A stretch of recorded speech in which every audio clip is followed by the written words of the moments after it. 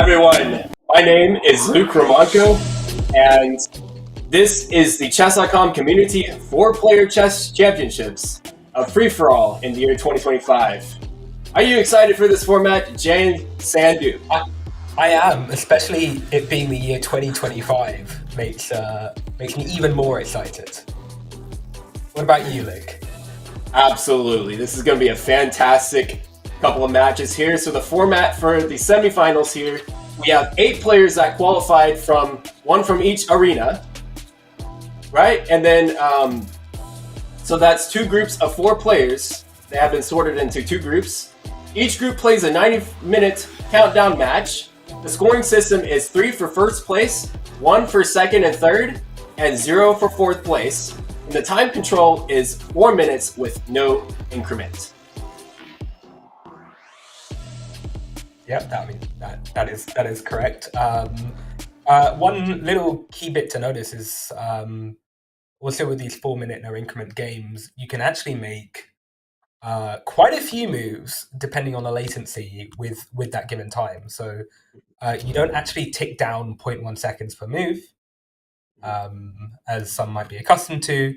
You can, in theory, make a lot of moves in just a single second if you're quick enough. I am not, but a lot of these kids these days are very, very fast. There is a little lag compensation as this 4-player chess server takes into account 4 players. No, naturally. So I think it's gonna be good fun. I'm glad they've finally got around to doing a bigger 4-player chess event. But I mean, speaking of which, we might as well get right into it. Shall we talk about the players? Absolutely. So the first arena qualifier, that is Eye of the Tiger 1204. His name is Luis Ignacio. He is from he's from the country of Argentina. From the second arena, we have candidate master Vahan Nalbandian. He is known as Chow Chow Real Smooth. He's an administrator on the 4-Player Chess website, and he's from Armenia. We have from the third arena, we have Hamlet Antonian, who is also from Armenia. His handle is ganglife_H. And then from the fourth, we have Tails 402, who's Johan Johansson. From the fifth arena, Jose Bolea, Jay Bolea. From Spain. In the sixth, Caleb Brown, HSTCCB from the United States of America. Seventh arena, that was Sakthio9, Aswin Devandran. From 8th, Joshua Pro 2021, who is Joshua Probert from the United States of America. Any surprises in this field of competitors? Yeah, okay. So funnily enough, and obviously until right now, I never realized that Joshua Pro was actually using his surname. I just assumed it was, Pro. But in terms of surprises, we definitely have, I'd say we have one definite surprise, and that's Joachim Johansson, which is Tails. And then Joshua Probert is a bit of a surprise. So I think they're kind of the 2 sort of clear underdogs in this match, especially Tails, more so than Joshua. Joshua is fairly experienced. Tails is pretty new on the scene and definitely quite underrated below them. I think there are clear favourites, though. I think Eye of the Tiger is undoubtedly, for me at least, the strong favourite. Not only obviously cleared the rating favourite at 3150, but is multiple world champion in many of the formats. And yes. Also just an incredibly talented regular chess player as well, despite not having a title, is almost certainly of the strength. And I'd say not far behind him, I think the 2 people kind of like nipping at the feet or the heels are probably Sakthio9, very good player, and Jose Bolea, who has a knack of doing incredibly well when it comes to tournaments. For some reason, he can always pull it out the bag, and for the life of me, it escapes me. I don't know how he does it, but he does it, and he's really good at it. So I wanted to state that Jay Sandu, he has hosted a 4-player chess league, and I believe Jose was the champion of the first one. So he has had a championship before. Yeah, it's not. He's not the only one. He did win the very first. So that's quite good. And kind of also looking at these semi-finals. So I guess for context, how the players were seeded were arenas 1, 4, 5, and 8 put together, and arenas 2, 3, 6, and 7. The idea being, hopefully, that would be an accurate reflection as well, because generally the better players qualify first. So, as the arenas go later, you'd expect. And as we saw, actually, the strongest player qualified in the first arena, the at the time strongest player qualified in the second arena, second strongest, that is. And here, I think we're going to have quite a disparity between the semi-finals. I think semi-finals number 1 is going to be pretty one-sided because top 2 players advance. I think it'd be shocking to not see either Tiger and Jose get through. Both so incredibly talented, but you never know. But meanwhile, I think semi-finals number 2, I couldn't tell you who's going through. Gang Live is a very new player to 4-player chess, but incredibly talented. Definitely what I'd coin the future generation of 4-player chess here. Already at the top of the teams leaderboard, rising up the FFA leaderboard. And then you have Cha-Cha, Real Smooth, Vahan, our only titled player who's made it through and has been a veteran of 4-player chess since the start. And then Caleb and Safi, who are in their own right incredibly strong individuals.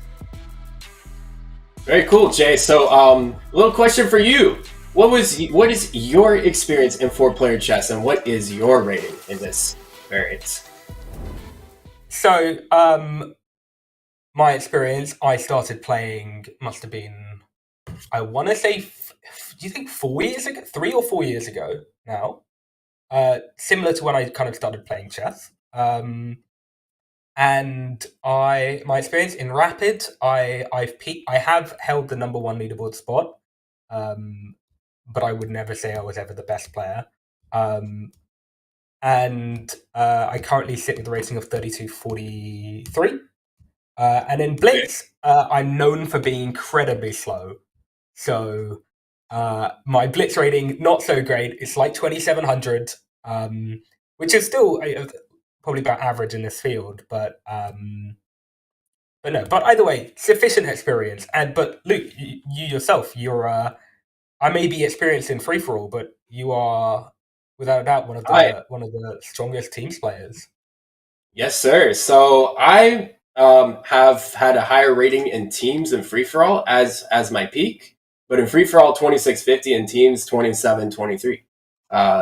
So I've enjoyed the game of 4-player chess. I've had such a passion for it for a little over 7 years, and it is my pleasure to provide commentary here. As long as I've been, basically, some people know me as the face of 4-player chess. So I am 4-player chess on Twitch, on Chess.com, and a few other places. Yeah, I think you definitely are the sort of given the whole history of it, you're definitely the biggest and probably most important contributor to the 4-player chess community. You run the main. You run the main championships, you are active on the admin team since the beginning, so I think that's a very fair claim. Okay, so we are going to have a change in the players here. Due to dire circumstances, we will have Patrick, Nystrom, PK, and M. Who will he be replacing? Tails 402. Oh, wow. Okay, so Patrick Nystrom, really strong player.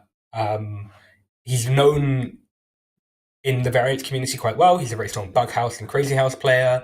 I know he is Bug House. I'm not certain about the Crazy House, but I think he is. But he's also very respectable player in 4-player chess. Blitz as well. He holds a pretty solid rating there. I think he's about 20. I think he's 26 or 2,500 something. Yeah. And yeah, he's definitely no slouch. So removing Tails, putting in PK and M. Now all of a sudden, semi-finals number 1 can definitely have some chances for someone like Jose not to go through. I still think Eye of the Tiger will make it through, but I think Jose is going to have a little bit harder of a time because PKM is definitely capable of taking that spot. But we'll see. One thing I wanted to note is that Patrick Nystrom and all the rest of the players here in this field, I'm about to toot my own horn, but I have extreme pride and passion for the World 4-Player Chess Championships, which I've been hosting since December 1st of 2018. And in the most recent free-for-all championships, all 8 players have participated. Yeah, it goes to show. It's not really a surprise that the people who qualified in the arenas were also on average the strongest. I think the biggest surprise is that the current world champion Rohito did not get through in any of the qualifiers, but beyond that, I think it's been a pretty accurate reflection. All right, so we are about to go on. About to go on a break here. We would like for you to.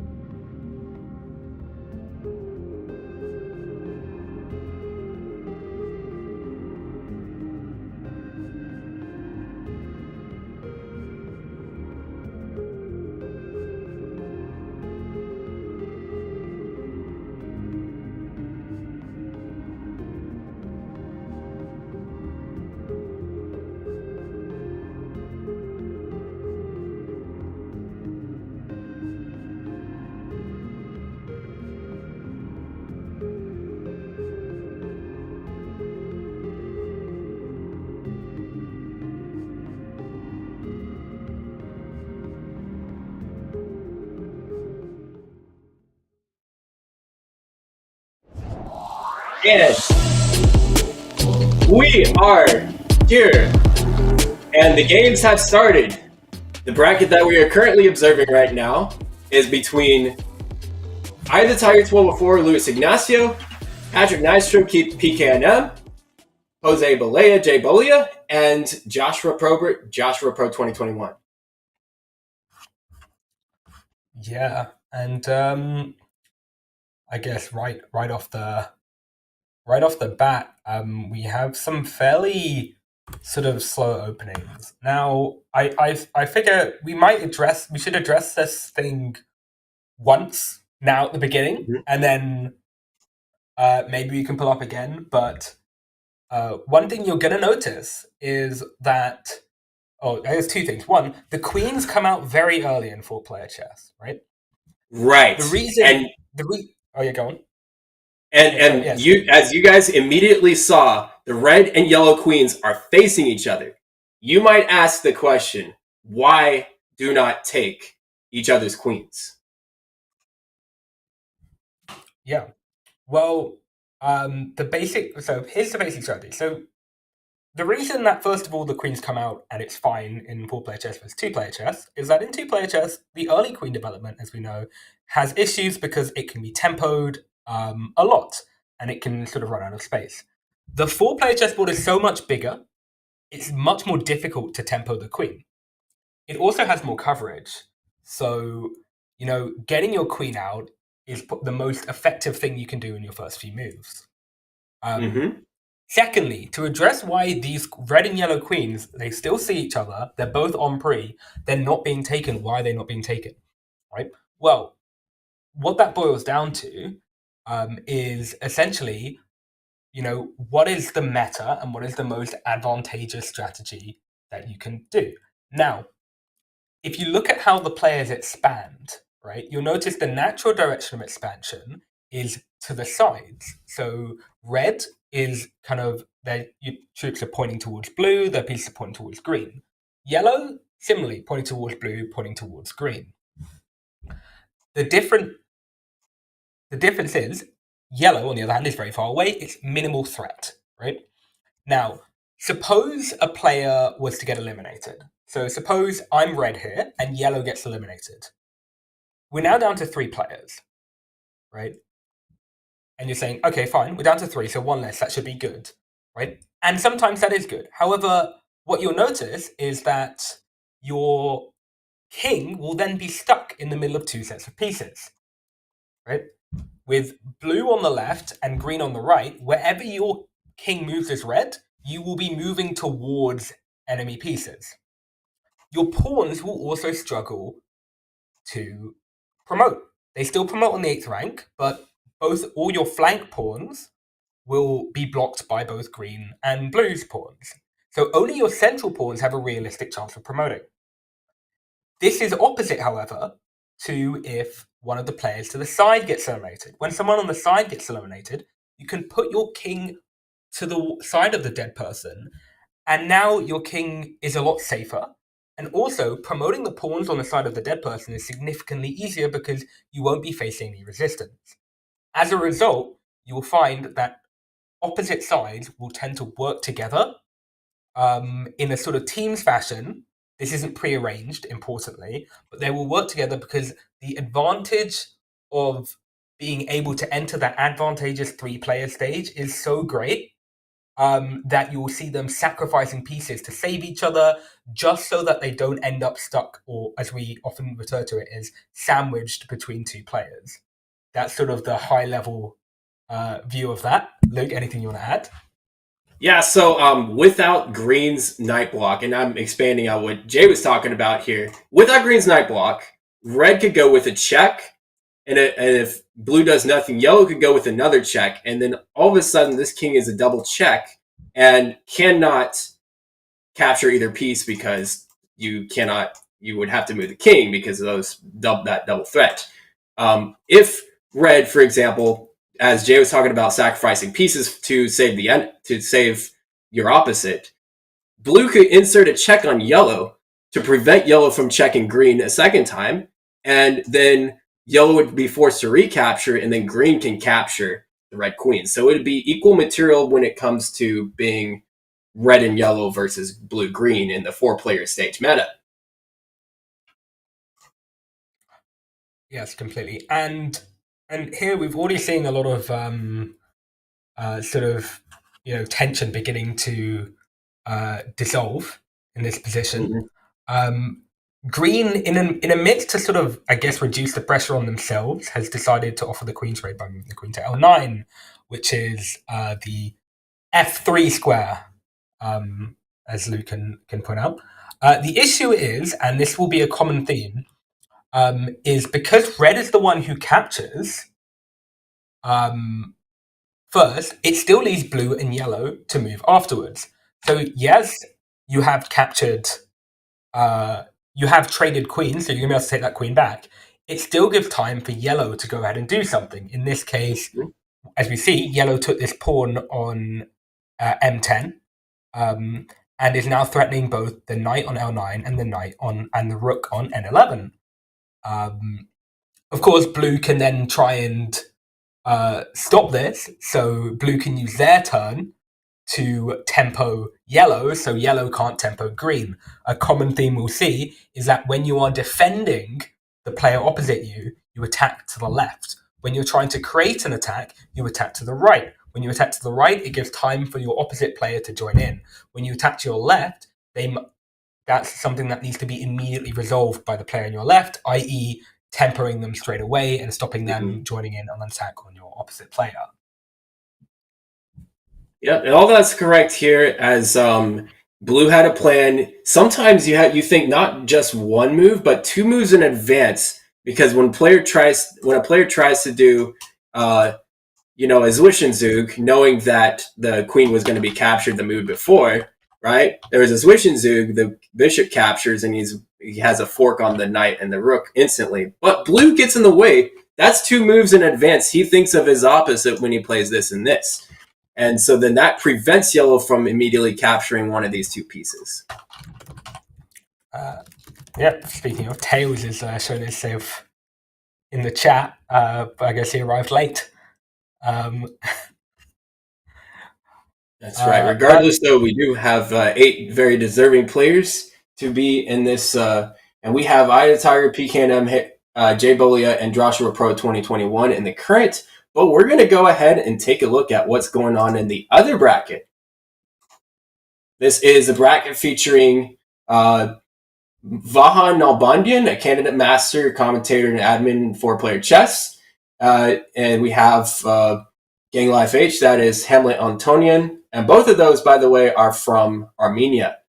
HSCCCB, who is Caleb Brown from the United States, and then Aswin Devendran, who is Sakthio 9.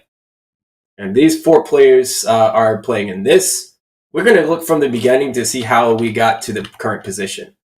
So we may see some similar ideas in this bracket as well. There's really no difference when it comes to kind of the ideas of the meta. However, we are seeing fewer queens out in the opening, at least not as overtly. But still, the ideas are kind of similar here. And so... all I was going to add is we've also noticed that blue has actually promoted a queen as well.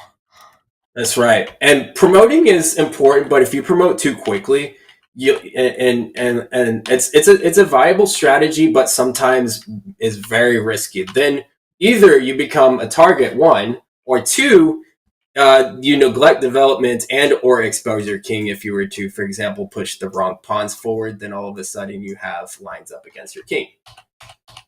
Yeah. So those are important things to think about when considering promotion. But the queen's bishop pawn tends to be the best. Yeah. Noticeably, I don't think we haven't glossed over this yet, and again, something we should gloss over is how is a winner actually decided in a game of 4-player chess free-for-all? For those of you who've played before, you will obviously know the answer to this question, but for those who don't, you might assume that it's, well, the last person standing. And although this is often true, that is not actually how we decide a winner. As you'll notice, above all the names of the colors, who are all anonymous, you will see points. Now, You get points by capturing pieces, delivering checkmates, and delivering checks. The pieces are worth the same as in chess, with the exception of a bishop, which is also worth 5 points. So bishop and rook are both 5, and knight is 3. A checkmate is worth 20 points. So essentially, a king is worth 20. And also a double check. So when you make a move that checks 2 different kings at once, is worth a point. If you check 3 different kings at once, it's worth 5 points. We're almost certainly not going to see a triple check. However, double checks are very common in the endgame when there are a lot of naked kings and some queens floating about. You'll also notice that the queen from earlier that blue promoted had a little 1 on it. That's just to indicate that when a pawn promotes to a queen, it's not worth a full 9 points, it's worth 1 point. So the winner is decided by who has the most points at the end of the game, meaning in some cases you can checkmate someone into a losing 1v1 position, but then because you lead by more than 20 points, you can then resign, give your opponent 20 points, and you're still in the lead, and therefore you win. Another thing we also just noticed would have happened here, we just saw knight takes pawn on red, and blues begun expanding their pawns and shattering this kingside. Castling is often considered to be quite a safe thing in chess. However, in 4-player chess, castling can often be a quick way to get yourself mated. You'll notice that blues are, oh wow, that's a disgusting move. Is that blues king is quite safe in the middle. However, red's king has had their entire queenside shattered, and now it almost looks like they're about to get mated. They have nothing there, so it's quite interesting. Oh, you want to talk? So let's discuss what just happened on the board in the last move cycle. So blue actually blocked. He attempted to block on b5 in an attempt for the green to play queen to d3 check and really take advantage of how much space the red king left open. However, yellow made an intermezzo move, which threatened a checkmate on green. So green had no chance to play queen d3 check, or else he was eliminated with a mate on m7. So that happened, and green had to defend all that. Yes, exactly. And then red obviously tempos green's queen, and yellow, as a result, obliges by sacrificing their queen for green's bishop, so that red can capture the queen. And all of a sudden we have a mass dissipation of material. We're queenless again. However, both red and green are looking to make a queen. But the balance of material going forward now shows a clear advantage to red-yellow, who can often be referred to as white, versus blue-green, who can often be referred to as black. In this, with red having a rook, bishop, knight, yellow having the same, but blue only having a rook and a bishop, and green only having a knight and a bishop. All right, so we will come back to this table in a bit. Let's take a look at what's going on in the other game. Okay, so players are down to, somebody has a minute, the other several have less than a minute, and so in 4 minute with no increment, players are going to be pre-moving. As we see here, a lot of pre-moves happening, a lot of sick action, a double check about to be done. Green accidentally checks his opposite by moving the king out of the way. Players are still kind of interacting with one another because this is a 4-player stage, as though they were teammates. Legal, again, you might be confused why they're not taking each other. Is this teaming? Is this cheating? No, it is a meta strategy that is perfectly allowed without prearrangement by the players. Yes. I think the players are making a fundamental mistake here by not considering the time situations of the players involved. We noticed that blue, yellow, and green were all kind of going after each other when red still has over a minute on their clock versus 13, 8, and 5 seconds. In these situations, all players should really be going hard after red just because of how hard how big that time advantage is. I don't see any scenario where red doesn't win this anymore. I would say a lot. I mean, unless these players get like a load of premiums, as we mentioned before, there is a such thing as lag compensation. So it's a little bit less than a second that players have to make up for their quote unquote slowness of their internet, but they're still in constant pre-move mode, and so they have to pre-move and do the best they can in this stage. Red looks like he is going to win this one. We will see who the players are. And green desperately trying to avoid fourth place. You'll notice they have the least amount of points. That's right. Don't think red's going to have any mercy here. Red, unless red can consider who the player is and is really thinking about how the standings are going to look after this, I do think that red's probably going to just checkmate green. But he's thinking about it. Yeah, I think he's decided that green is either a strong player and deserves and should get fourth. But we'll see who it is. Eye of the Tiger's red. Jose was green. Is green. That was a smart decision. In our biased opinion, we have seen Jose achieve more finals in 4-player chess via the World 4-Player Chess Championships and the 4-Player Chess League. And so he has chosen to mate Jose, and that puts Eye of the Tiger with 3 points, Joshua Pro and PKM with 1 point, and Jose with the other with 0. The rematch has already occurred, and we will take a look at the result of the other table as well. Which just finished with a win for Cha-Cha Real Smooth. With Sakthi coming last. So a very good start for Varhan. Yes. And not bad for the other Armenian, having a point each with Caleb. And we're over at this table. It's actually becoming even more noticeable how these red and yellow queens are taking the center very quickly and looking to checkmate blue. So why does red play the bishop here? Well, he blocks the green check. That is important. If blue did not address the check right now, what he would this is what would happen. Yellow queen would go in, green would have some random move, and then red would go, and that would be a check and a mate on blue with 2 checks.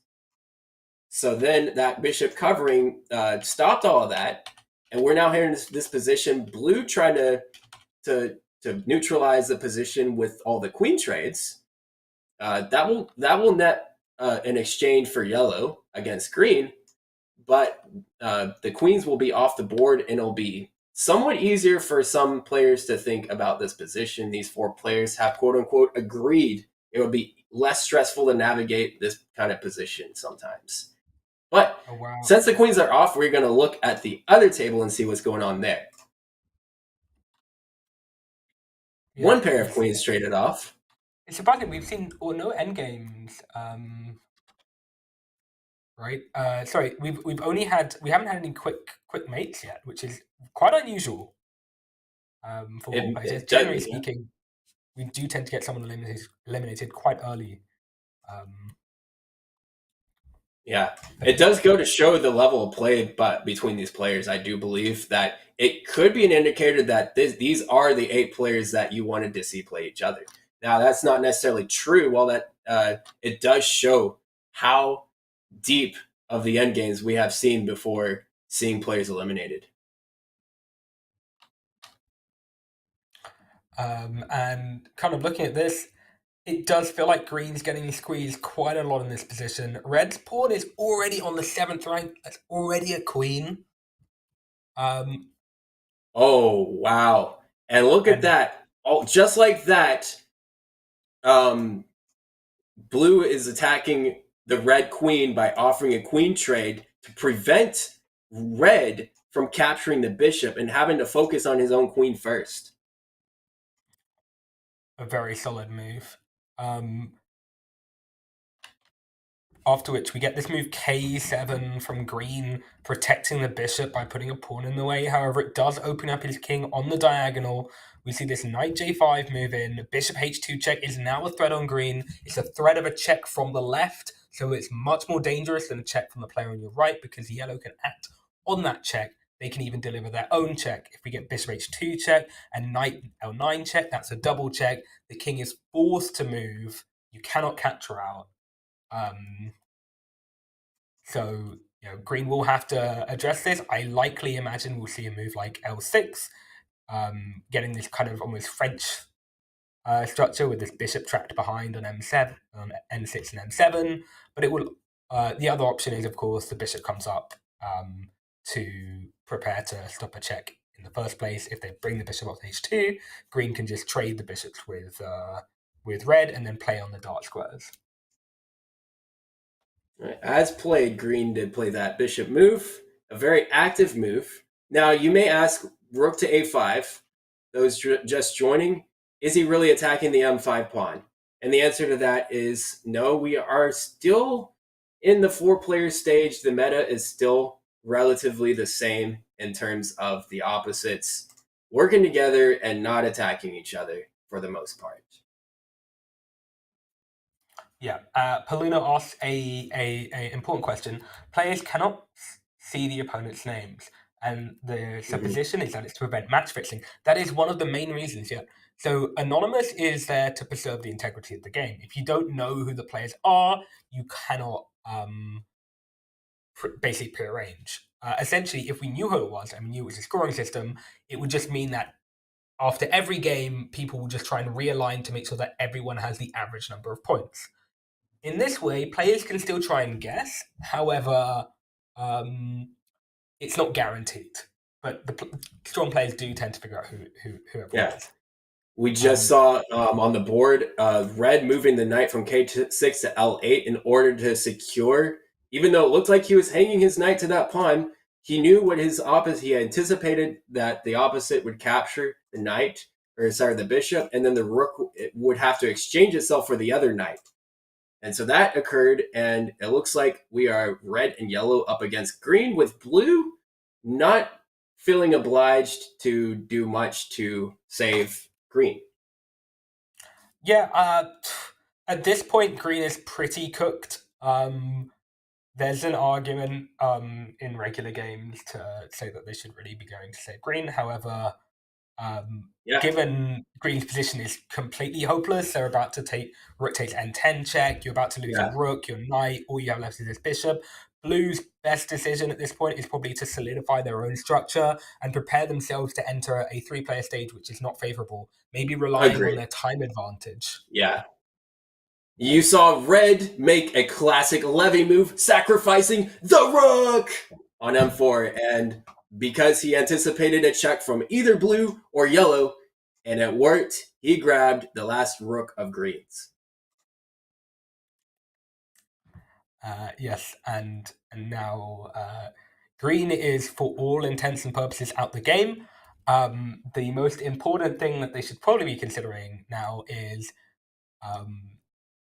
how to get the mate on green without giving the mate to the opposite. They're still working together, but at this point, yellow and red's relationship becomes increasingly tenuous. There's a strong, for example, at this point when red took the last green rook and yellow didn't move their own rook, I think there's a really good argument to say that red should just take yellow's rook in that position because green has nothing. In this case, blue decides to give a checkmate to yellow, and yellow is obviously extremely happy about the situation. They now have 47 points, clear point leader. Material is looking fine, but their time situation is an issue. Yes, yellow is way down on time. The point advantage, everything else being equal, the point advantage is going to get you better. It's for very obvious reasons. The objective is to get the most points. So whoever you give the checkmate to, be cautious of what implications that means for their advantage in the end game of the scoreboard. The yellow's down on time, so giving him the checkmate at least secures you chances of flagging him later on, and then you sneak in there and try to get some points yourself. However, it's important to note that yellow is 2 scores. Well, I'm going to say score a few times this stream. A score is 20 points. But the reason why I say score in terminology, of the technical elements of this game is that a king is worth 20 points. And having the capability of being multiple scores ahead or at least one score ahead will get you an advantage in the situation that you can do what's called claiming the win. And what is claiming the win, you might ask? It is when you are up against a 1 versus 1 situation, and it doesn't matter if you have more material or not, you're up more than 20 points against another player, then you can resign, give your king's worth of points to your opponent, and you still have more points than he does. That's called claiming the win. Yeah, and there are actually a lot of situations that can occur even in the 3-player stage. If you are 2 scores, as you said, ahead of players or more, you can then find the player, who has basically trade off your points with the player who can't catch up with you, and resign when there are still 2 players left because it's mathematically impossible for anyone to catch up with your score. Yeah. That is something we could see happen. We could see it happen this game, as a matter of fact. If yellow trades his 1-point queen for like a 5-point bishop, and in theory, red's all the rest of the pieces are gone, then yellow can resign, see blue struggle to take any more of red's pieces, end up with more than 40 points less than yellow, and then even though he wins positionally, he will still have 4 points less than yellow at the end of the game. So yellow could strategically resign, be the second player out of the game, and still win.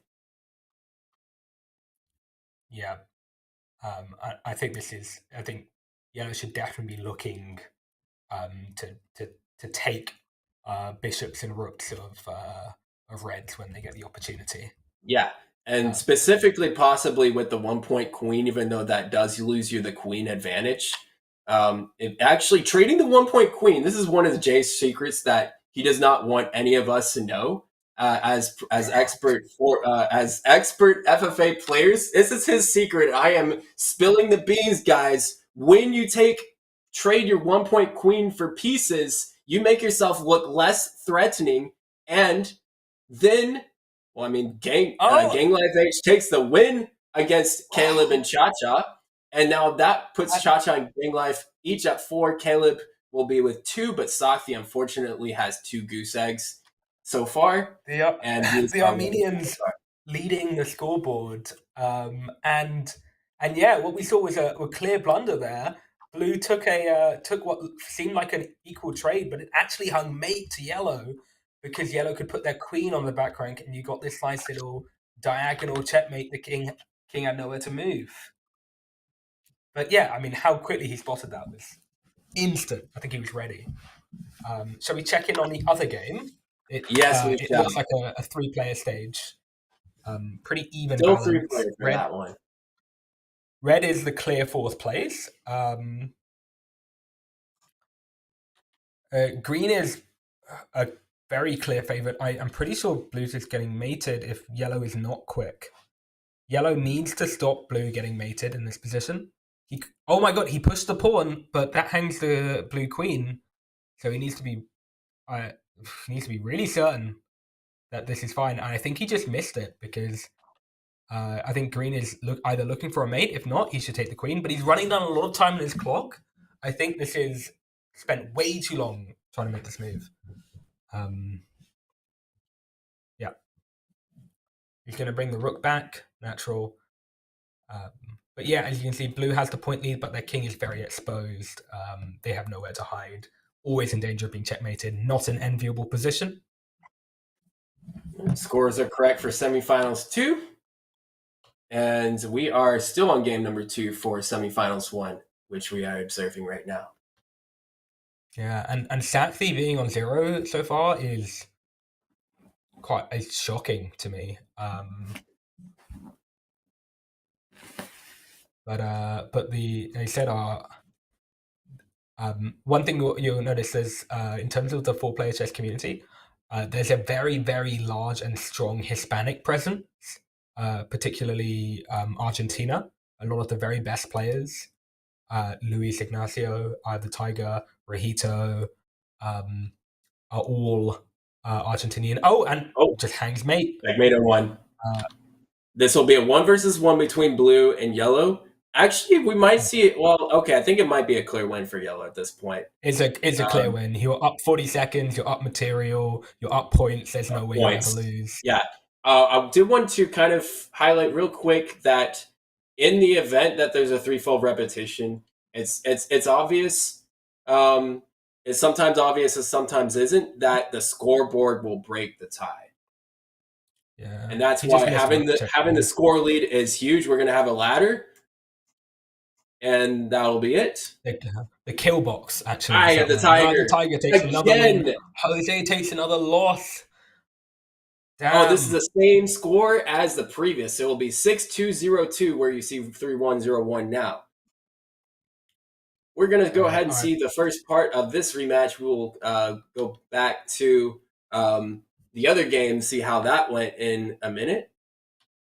Agreed. I think we should see the opening here. Yeah. I want to point out move one, just move one. I will analyze move one in a whole 10 minutes. No, I'm just kidding. Not 10 minutes. But like when you are in doubt, you can move the king pawn forward one. No matter what color you are in the new standard or modern or Omatamic's position, those are all nicknames for the position with the queens on the left and the kings on the right. So that when you are in doubt, you can move the king pawn forward one, and you have diagonals opened up against the kings. And from each player to each player, you have bishops and queens that can develop instantly. So when in doubt, king pawn forward one, and you guard against diagonals against your kings. So that is also important. That's why one and not two for those who are in doubt of a move. So there you go. That is my recommendation for move one, everyone. And so we advance to the current position with, again, queens out, players across from each other working together. And for those wondering, yes, the commentary right now is a bit hectic because we're jumping between two different games.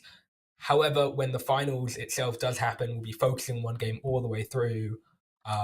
And it will, I think things will be more coherent. I know some people are probably getting a bit confused by the sort of rapid change between games.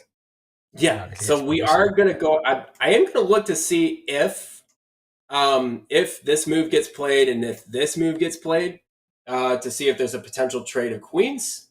And then we will see how the other player is doing. They do sacrifice a queen. We get one pair of queens off the board, but we will go look to see how the other table is doing. Oh. Yeah, let's hop on over there. Other one. Okay. So the table Red with the two Armenians. Green is getting and red is just mated. And that is a checkmate. The blue and green queen work together to cover the last remaining squares of red. So checkmate occurs between at least one player, if not two or three, against one player. Importantly, yellow could have saved green red here by playing knight check on green. Decided against it. Granted, it might have been a futile attempt. Because I think mate might still be unstoppable afterwards, so that might have been factored into his decision. Yeah, he would be one piece less, and no matter what piece he blocks with, there is almost certainly going to be one of these types of things. Yeah, you'd have to play I3 to give the I2 square for some luft, but even then, queen takes I3, yellow. It's bad. So some queen J5, queen J2. There's a billion ways that blue and green could work together even after the check. So it was not worth it at that stage to save.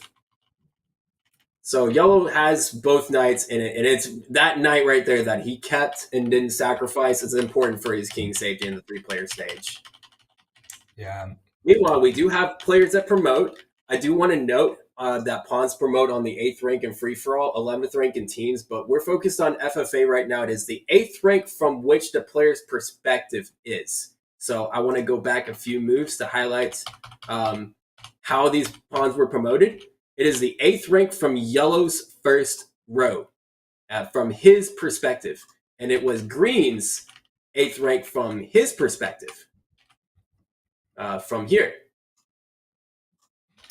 Yes, That you'll is notice how. there's a little dot in the middle of the board as a reference point.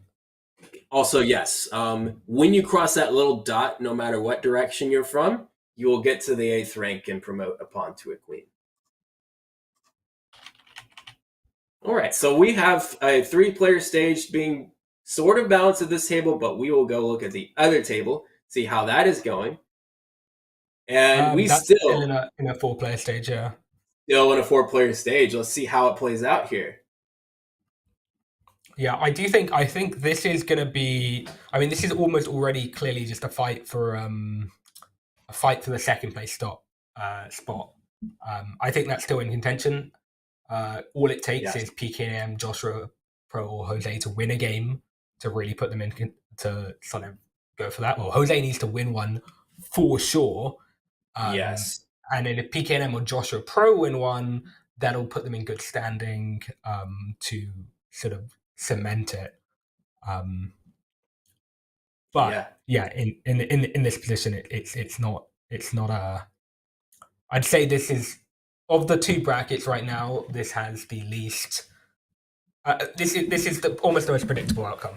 We think we'll see I through, and then it's I through plus someone else, likely PKM / Joshua Pro, unless Jose can pull one out the bag. But he still has time, another 53 minutes, so that could be 4 games. They've only played 2, so if there's still 4 games left remaining, things could change. Now, who in terms of players between the 3 players, if Luis had a choice, if he was still in the lead by a long shot, and he knew who the players were in the final game when the clock counts down to 0, who would Luis want to advance with him in order to secure his own victory in the final, if that was the case?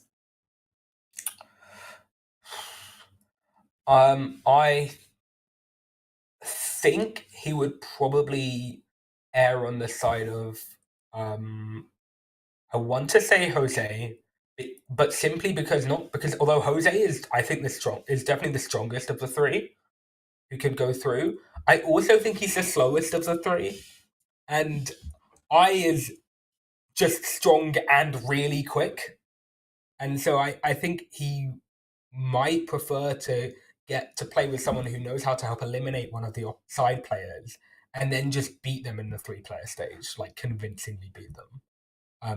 That's on right. Speed. I agree with Jay there. If not that, then Joshua Pro, because he's the worst of the remaining 3. So he'd be in theory the easiest. But yeah, I think Jose. I think I would choose Jose in this. Yeah, things. And with what Jay's saying, I would, knowing these players somewhat, even though Jay does know them better, as a matter of fact, I would say Jose might produce less chaos than the other 2 players that have, still have yet to make a showing at the finals of a free-for-all world championship. Yeah. And apparently in the previous game, someone disconnected. Ooh, let's have a look at that one. So that is the one with this game. We have a disconnect. Oh, and and that caused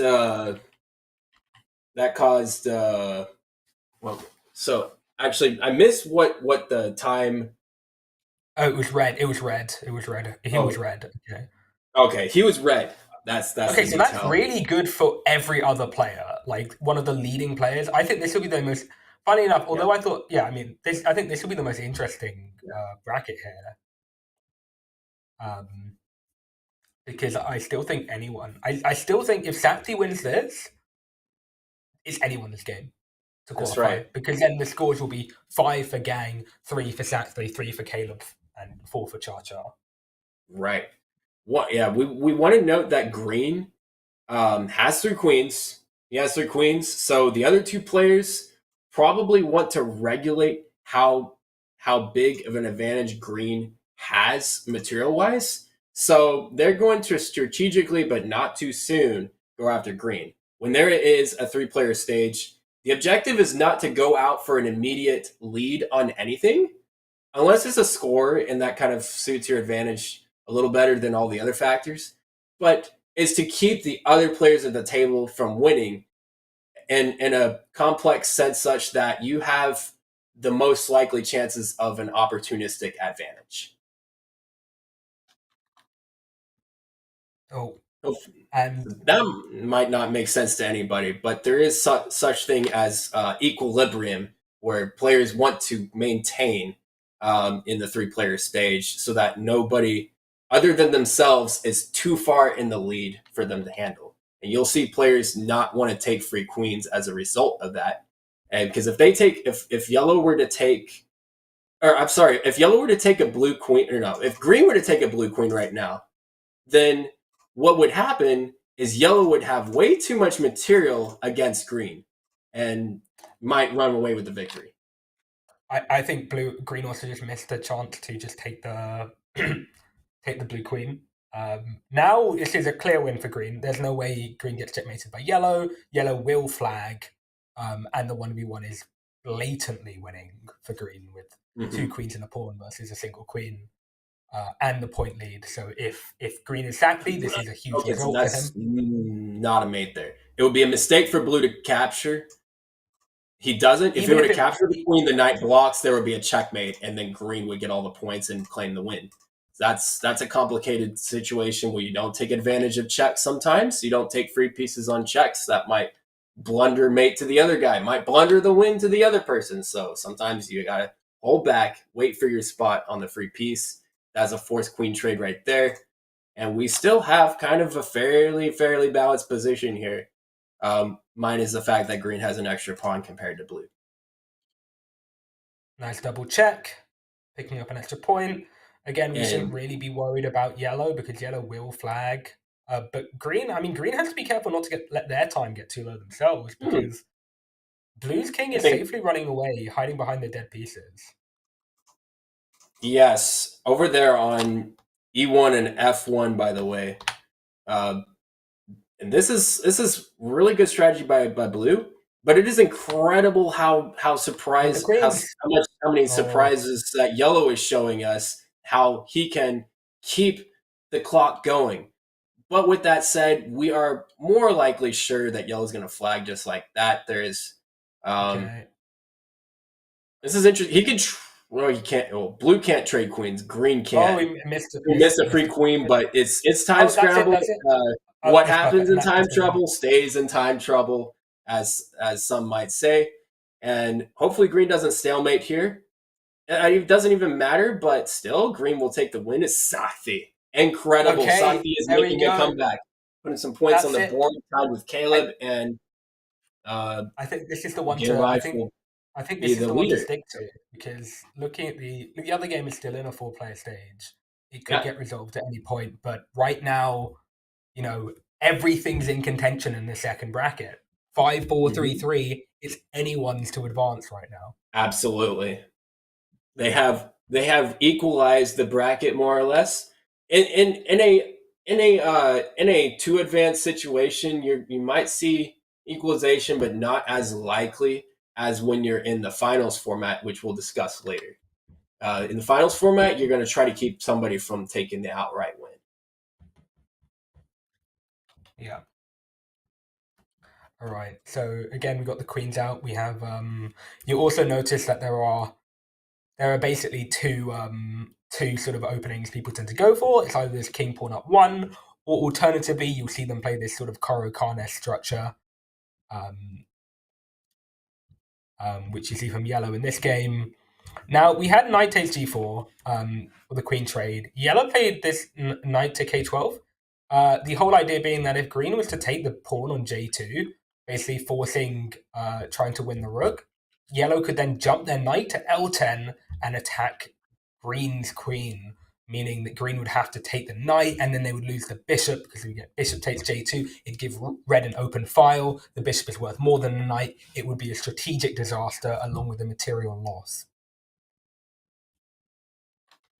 Hopefully you could follow that, Lig. Otherwise, that was a bit of a 4-player chess does come with lots of complex lines, and it's very cool, very interesting, and this is I why think it's anybody's. we're in different games. I just read.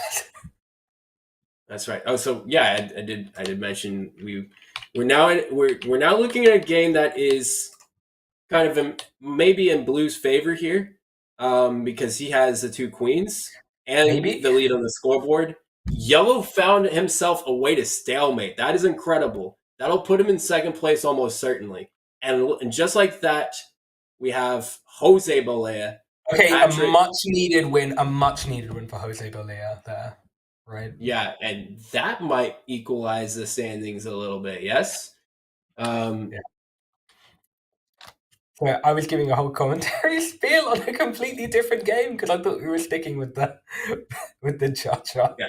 So now we are going back to the other game with cha-cha in there, the 2 Armenians and Sakthi and Caleb. Just remember everything I said, and just repeat. I'm sure it'll be fine.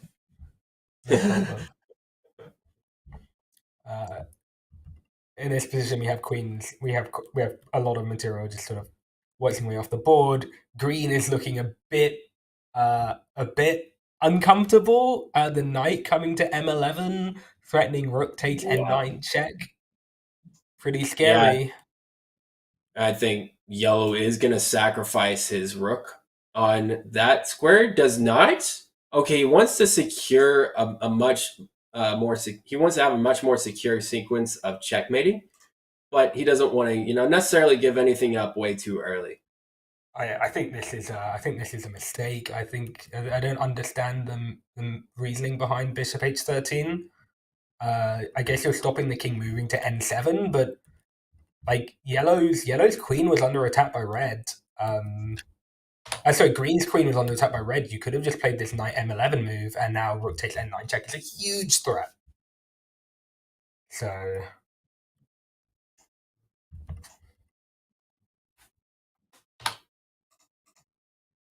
Okay, we have a check by red here. I'm blind. It makes a lot of sense now. Rook takes N9 was you couldn't take the rook because Queen N11 was mate. That's the whole point of Bishop H13. That's an inspired move. Yeah, because red was working together with. That's right. I'm missing green as Murder for in the Gamba, but they've given they've already lost.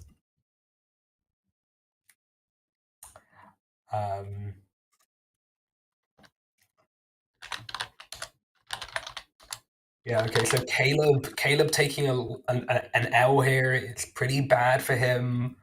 But there's really not much that can be done. Again, still plenty in contention. Caleb needs to pull out a win in the next game to remain competitive.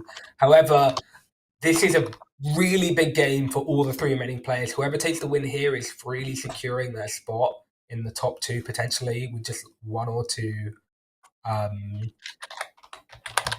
more placements.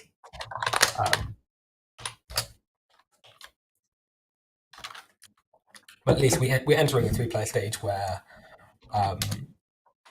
as you can kind of see, yellow has the point advantage and the material advantage.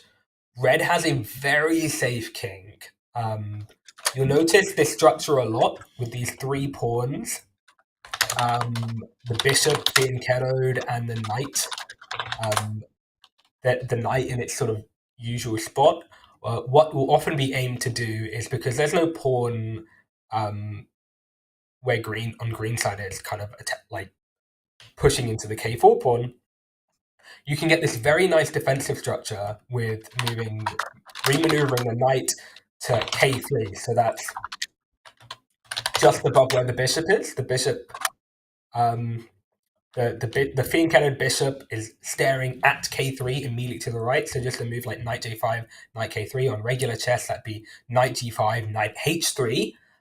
The king would go to h2, or in this case k2, And all of a sudden, these 3 pawns defend, obviously, you have this nice pawn chain, the bishop that's out on the diagonal, the knight covers the base of the pawn chain, and also the G1 square, and the bishop covers the F1 and H1 squares, meaning that you can have a very safe, not really that checkable king that is defended from all mates whilst using the remainder of your pieces and pawns to promote. We might see this construction happen now by red because he's moved his knight to j5, and I wouldn't be surprised to see knight k3, king k2, slowly improving the position. However, he's immediately going for promotion, which is quite, neither here nor there. It is a risk because you make yourself a larger target. That's right. Yeah, you don't want to be the guy that's known as the public enemy because you have too many pieces, too many queens, and too much material. There's times that call for having the lead in either the points or the material, but red may be making himself vulnerable to coordinated efforts by blue and yellow that favor the game's balance here. Yeah, I mean, just a reminder, although they're 3 pawns, they're not just any 3 pawns. They're 3 connected pawns on the 7th rank. Well, now 2 because he blundered a pawn. Yeah, but the point is, that is scary. No one is looking at that and thinking that's just 2 pawns. They're looking at that and saying that's 2 queens. That's right. Is that really something you want in this position? So red is oscillating their knight, but they're not repositioning their knight to a better square. This knight needs to come to k3. This king needs to come to k2, and then worry about how you're going to deal with your remaining pieces. That's right. One thing I wanted to say, and this is just kind of sort of a little joking matter here, is that we have the classification of points for each piece, right? Pawns worth 1, knights are worth 3, bishops and rooks are worth 5 because of the big board, queens are worth 9, kings are worth 20. Sometimes I consider the 1-point queens worth 11 points. Because they could be traded off for any other piece, and they pawns, just in general, pawns. If you want to make a player really mad, don't take their pieces. Take their pawns. 1, if you were to take, for example, j3, and the recapture ruins your king safety position, then red will have long-term damage compared to the other 2 players. Taking their pawns, sometimes even at the cost of sacrificing a rook or a knight or even a queen, that could really upset the player's potential for both king safety and promotability of queens. Yeah. You'll notice one thing red is doing quite well, which we like. I dislike the placement of this knight. It's bad. It needs to go to k3. I don't know who red is. I want to say it might be Gang Life. Hasn't quite grasped all the structural nuances yet. Okay. But red still has their pawns on the dead king side, right? When it comes to making queens, you see yellows try to make queens already with their queenside pawns, but they'll find that it's going to be significantly more difficult. Yeah, blue actually might have made a mistake here. To Jay's point here, that he's opening the chance for red to now possibly promote in multiple ways here. Promoting on the 8th rank, 2 squares if he ever reaches that dead king with this K-pawn. And even 2 squares from right here, he can capture or promote right there. So that might have been a mistake by blue. I would agree. I think taking that is certainly incorrect. All right. Well, we do have an interesting 3-player stage here. We're going to go ahead and check on the other game, the one that I the Tiger has a dominating lead in, and we're going to see that we're still in the 4-player stage. Oof. Looking bad for yellow here. Blue is sacrificing a knight. That we have a capture and a push, so that the rook and the bishop work together. Yeah, it's a temporary sacrifice. Yeah. And it's just checkmate on board. If blue sees it, I expect blue to see it. Yeah, and even though we're in the queens are off the board, and that implies less quote unquote teaming between the players. We're going to still see some of that in the 4-player stage. We're going to still see blue and green work together as opposites, and we're going to see some of the coordination to eliminate one of their side players as to be a bit more comfortable during the 3-player stage. Yes, but yeah, I think Red is desperately looking for a way to save and has decided that there isn't an effective one. Right. Blue takes the wrong, misses an extra point by taking on F13. You also notice these dead pieces. We haven't addressed it. These sort of grayed out pieces are the sort of skeletons or the fossils of the previous player. They are not worth any points, so capturing them doesn't yield you anything, but they are still interactable, and they can be used as shielding. You often see people trying to run their kings later in the game around the dead pieces. Yeah, blue king, for example, or green king. And that's the other reason why eliminating your side player is very beneficial to you. If they have a bunch of dead pieces, you are having access, you or your opposite will have access to the dead, hiding behind the dead pieces. Red will have a difficult time doing that with his king. Yeah, and again, yeah, Red has a bunch of material here, but just looking at it, like, even as an novice player, if you're looking like who would you feel more comfortable as right now, I think it's very clear that green has the best position. Granted, doesn't have the best points. Yeah, but yeah, really, like this really just a really solid position overall. It could be less comfortable for Red here if it weren't for the fact that that his king looks to be somewhat protected here. And he does promote. He does make that promotion. Does not take the blue pawn here. I guess he didn't want his queen to be a target when the rook moves. Yeah, I think that's... apparently I'm forgetting about Cha-Cha. Oh, right, that was something else. Okay. We're going to look at the other table, see how they're doing. The other table just completed, so... what were the scores? Do you have that one? I guess I'll go find them in the observing. They probably rematched already, though. Yeah, they're already... So, they got a new game. The scores looks like Gang Life took it. Wow, okay, and that's a huge win for Gang Life. Again, still the Armenians topping up the semi-finals, number 2. Gang Life, our sort of up-and-coming, underrated player, but is, with 30 minutes left, having a clear 3-point lead on second is huge. At this point, the only thing he needs to do to secure a top 2 finish is just to not get fourth in one more game. If he does that, I think it's guaranteed. A very quick look at how that other game ended. Very quick look. And there you go. This, you can see the times, how they elapsed. Looks like Gang Life had not only the score advantage, but he had the time advantage and the material advantage, and he took advantage of both of them quite convincingly. So we go on to the next game by them. And just so for reference, so you guys might know this or might not, Gang Life's regular 2-player chess bullet rating has reached over 2,900. So yes. He is no slouch when it comes to speed chess. Yeah. At all. I wanted to mention that I have myself observed some of Vahan and Hamlet's streams, the 2 Armenians.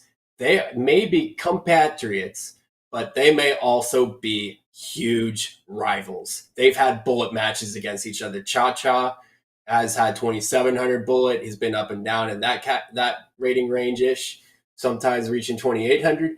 But Hamlet has been moving up the ranks and has kept his eyes on Cha-Cha and moved up to 2,900. That's incredible. The rivalry is huge, and that is why this bracket right here is such a classic. Yeah, there's been a lot of exchange has been happening prior to this, both between the players such as myself and Gang, a lot of sort of banter. So it'd be great to see them both go through. I know they both want to see each other not go through and also go through at the same time. It's hard to say. I know Gang definitely wants to see Cha Cha fall. I don't know if that's the same with Vahan. But yeah, these guys may be friends off the table, but in all importance, it is about who deserves to be there. And these players are objective when it comes to playing the game. They want themselves there first, and then they want whoever deserves to be with them second. Everybody else's last priority. They play for themselves and they play fairly. Yeah, you won't see any emotional decisions being made at this level. People will play for the win. If they blunder a mate, it's because they missed it, not because they were like, screw it, I want to give it to someone else. Unless there's a genuinely good strategic reason. Right. That'll come into play more towards the finals whenever somebody equalizes the scorings in the case that they can't win themselves and they have to pick between the guy who has less points and the guy who has more points. They'll pick the guy who has less points to get the point to keep the match going. Guy with more points, if he wins and you choose him, the match is over and you have all of a sudden $1,000 less. Yeah, and this is looking absolutely horrid for red and yellow. I don't know what happened, but their positions kind of just, I don't know, self-immolated? I'm not sure what went wrong, if I'm being completely honest. Yeah. Don't think there's a lot that red could help out with here. The light squared bishop is not favorable to checking the kings. Red rook is actually making some effort here, trying to get to the a9 square for a check, but not in time. That won't be in time, and red shows some effort as being opposite, so that yellow doesn't feel very bad about how his opposite did. Yellow just made a kind of rookie mistake here. Okay. I say rookie. I mean, I think he was getting mated anyway, but Right. he stepped up into direct M1, which is great for green because green has 46 points, tons of material. He didn't want to take the knight. The reason he didn't take the knight in his mind was because after queen takes I14, the king only has the G13 square to escape, but bishop takes F12 would cut the escape square and give the points, give the mate. Anyway, however, red did have the in-between move of bishop of rook A9 check, forcing a capture from blue. So, you'd be able to go king G13 and then, you'd still live for a move or two. Right. Agree with that analysis there, Jay. And we go to the Caleb is the one who was out as well, so that's bad news for Caleb. Yeah, very bad news, as he will be last in the standings, making himself more likely he will need a win in the next game. But in the meantime, let's look at the other game here. We go to the Eye of the Tiger bracket, and we do have a request, I guess. All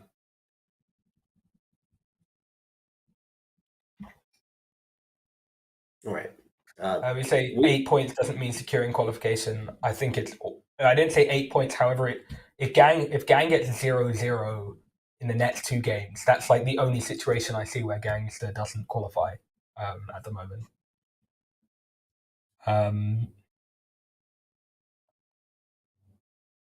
But yeah, in this game, it's pretty standard. Nothing's gone too wrong yet. It's 9 moves in, nothing's been traded. Everyone's position looks fairly solid.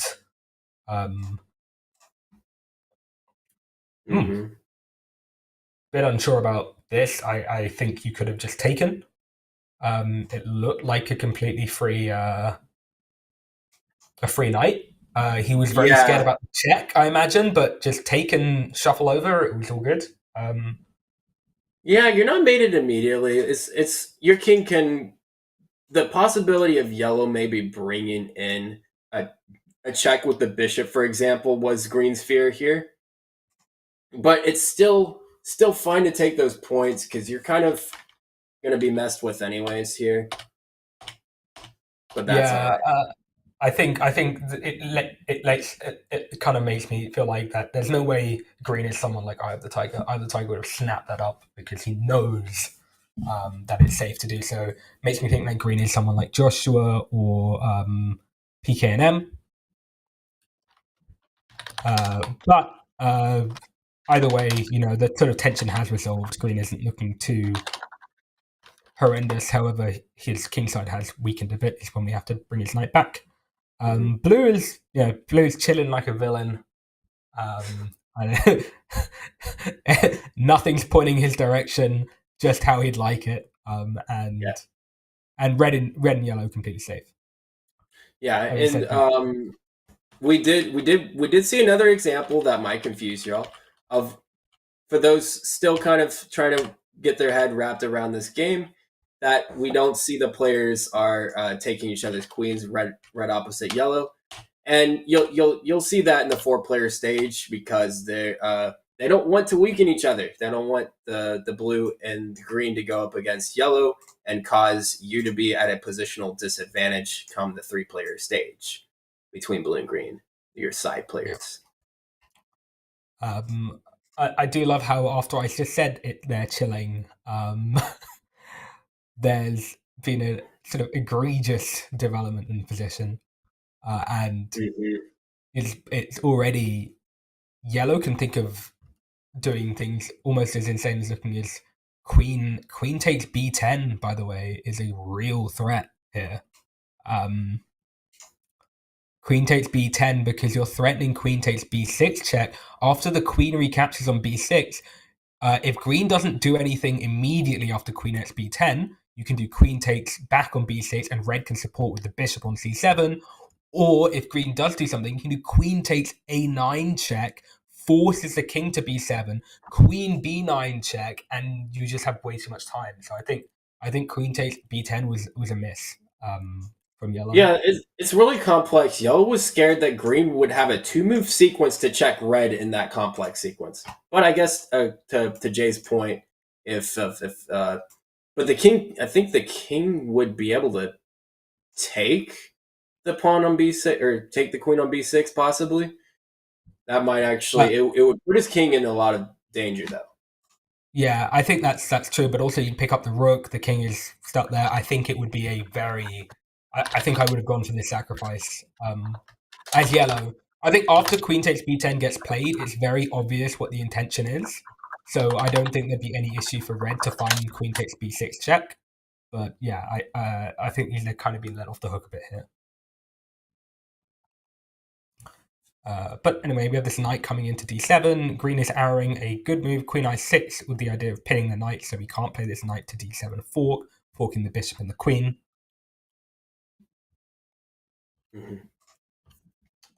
But yeah, no, I think blue has a lot of sort of interesting decisions to try and make here. I think bishops to c8 attacking the red queen is probably a solid choice because green has a lot of reliable ways of addressing that. I guess he's worried about rook to a11. So after bishop to c8, rook to a11. If we get queen takes f3 and then g takes f3, bishop takes e6, rook takes a9 check, queen takes a9, are we in trouble? It's unclear. I think it's probably okay, but maybe there's a bishop takes c7, bishop takes b6 threat. Very complicated. A lot of what I said is probably illustrated. But yeah, green is arrowing exactly that, bishop to c8. Yeah. I think blue is spending way too much time. This is a 4-minute game. You need to he makes a move that puts his king at risk of being checked on the dark square diagonal there. And yellow is coming in with some power here. If the rook trade, there's a big check on blue. and a check from the left is absolutely dangerous in 4-player chess. A check from the left enables not only the guy right before you to like capture a piece, but it also enables even your opposite, if he feels ambitious, to start taking his opposite's pieces during his check. But in 4-player stage, we're not going to see that as likely. But somebody with a bit of personality might take some of his opposite's pieces during the 4-player stage and see what happens. Like, you couldn't possibly be referring to yourself, could you? This is a good joke in the 4-player chess community, in the sense that the strategy that makes me laugh the most is when opportunistically I take my opposite pieces during a 4-player stage and go against the meta in 4-player chess. And there's a reason why he's 2650 and not 30,000 something. That is why. That is why. Of course. As we do endure the roast here by our co-commentator. But all jokes aside, the 4-player chess strategy meta is to usually not take your opposite's pieces when there are 4 players left alive. Yeah. Okay. And I think this is a miss by red. Queen to a10. I think the arrowed queen to b9 with the pin forcing the trade was just crushing. Now red is going to have to spend a move. And I don't know if they have a move because green's threatening to take on k4 and queen k1 check. It's just crushing. Okay, yellow thinks he might have queen or rook a7, queen a8 combination, but the king can move to b6. If there wasn't that, then it would work. Oh, and just as an update in the other game, Sakthi won. Gangster and Cha-Cha obviously got second and third, but that means that currently we have Gang Life on 9, Sakthi on 7, Vahan on 6, Caleb on 3. So, this final game for them is very important. Also, I just noticed that Joshua Pro was the one who won the last game of this particular bracket. So either Tiger and Joshua Pro are currently leading these. All right, so we are going to check the rematch of the Sakthi Game Life Cha-Cha Real Smooth HCCB bracket. And it looks like 17 minutes left. They get 2 more games. They have 2 again, more games. all king pawns. For those who are just joining, all king pawns on move 1, if in doubt, opening lines for checks and protecting against checks yourself. So king pawn, move 1, always a move to play. Helps both with activity and defense alike. Now, important thing to note, if a Gang Life win in this game, mathematically impossible for him to not qualify. Sakthi win in this game, Gang Life second/third, Cha-Cha second/third, then Gang Life and Sakthi qualify unless Cha-Cha wins the next game, and then it comes down to tie breaks. That's right. And Caleb can't win. Caleb must win this game, and Gang Life needs to get last. And then Caleb must win the following game and also needs Gang Life to get last. It's the only situation where he can qualify, I believe. Yeah, of course, it may put Sakthi at a tie with them. I think it will be 9-9-9-8 in that case. Yeah, 9-9-9-8. Caleb is 9. So Caleb winning twice, 3 + 3 + 3 is 9. And then Sakthi 7 + 1 + 1 being second. Gang Life in last, 9 + 0 + 0 is 9. The other two will, by logic, will have 1 point each game. And it'll be 7 + 1 + 1 is 9 for Sakthi, and 6 + 1 + 1 is 9 for Cha-Cha Real Smooth. Check from the left, incoming. There's 2 checks here. He misses it. Go for it. Wow, okay. Green's queen is helping. Blue's queen is helping green, although it looks very uncomfortable.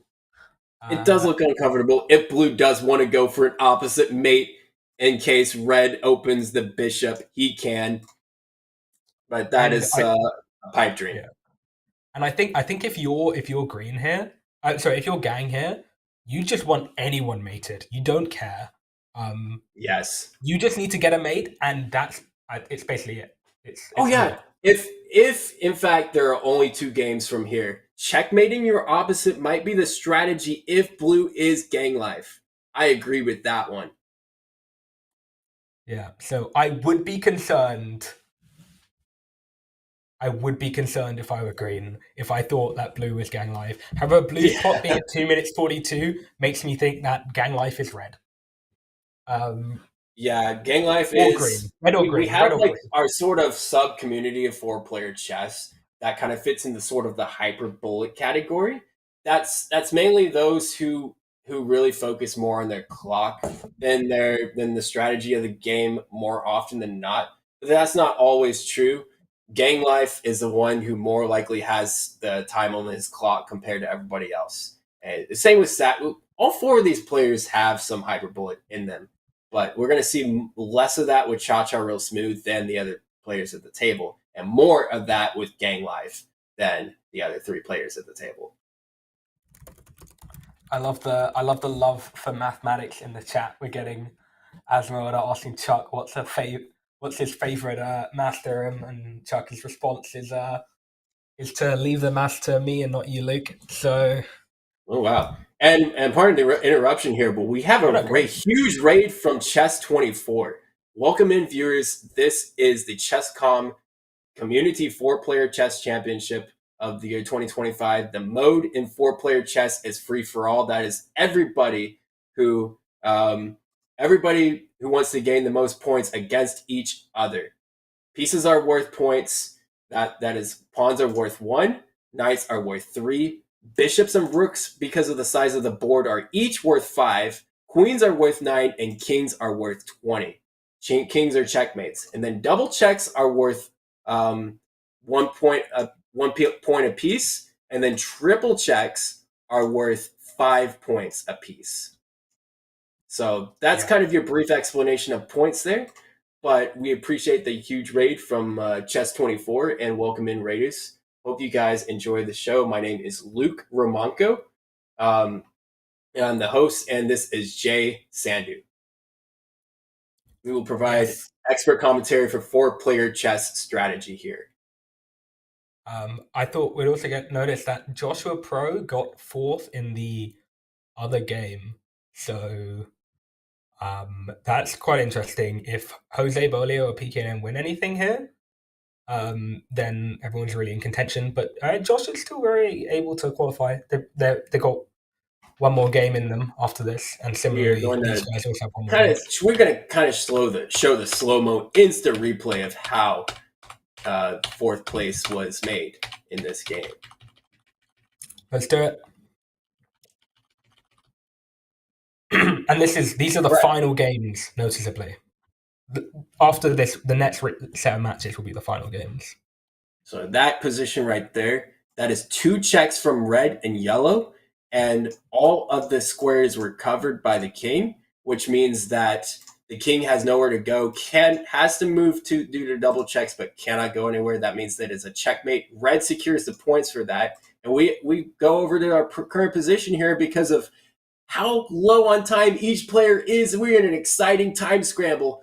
We might see a lot of missed mates here. We might see a lot of queen hangs here. We might see a lot of dirty flags here. We're in the position to see a lot of action. Does red want? He does not want to make insufficient material. He wants to flag green instead, and what a hang! He makes an incredible... It's a Jose win. That's huge for Jose. And by who a lot consider the slowest player at the table, is the fastest with that dirty flag strategy, pinning Eye the Tiger, who is the fastest player at the table, by the way. Arguably, because he is a speed chess champion twice now for the World 4-Player Chess Championships.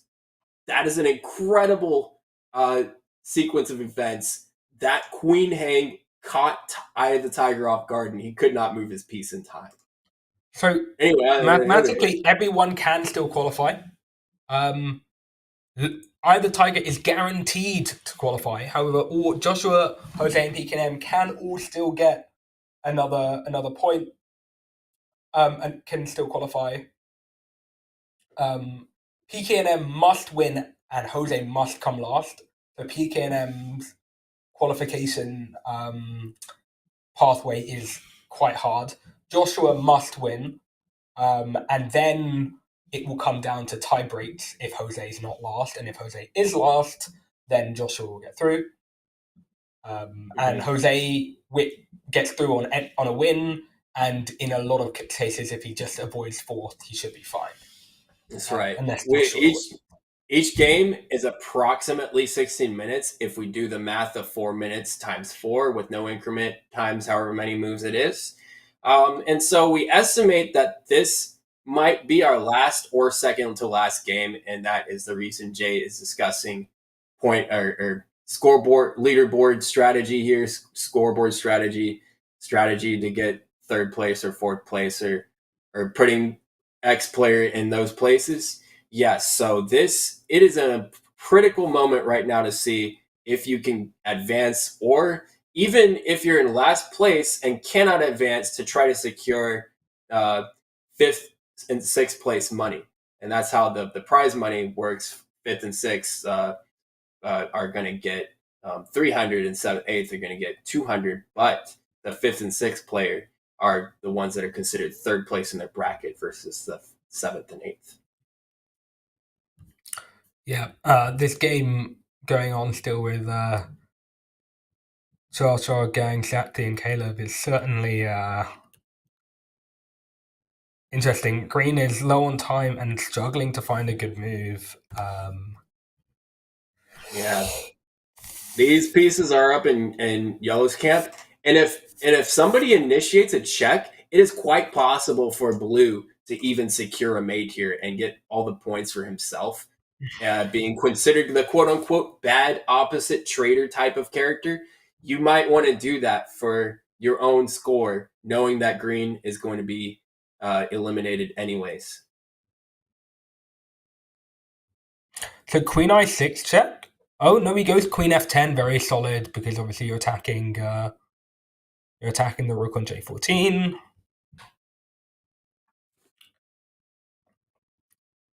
Mm-hmm. So Yellow has to consider whether he wants to chase green, keep the pursuit on green, or save his rook. And I think it is a wise decision to save pieces here and not focus too quickly on checkmating green. But I'm so certain that either Tiger will get first in this. I will predict all of my channel points I have on here that either Tiger. We have our favorite expression of frustration on the board by green. The arrow spam, the classic arrow spam. We do have some very helpful insight from the players when they arrow their ideas. They kind of help us. Even we are the sub experts. They are the experts because they are in this final together. They in semifinal together.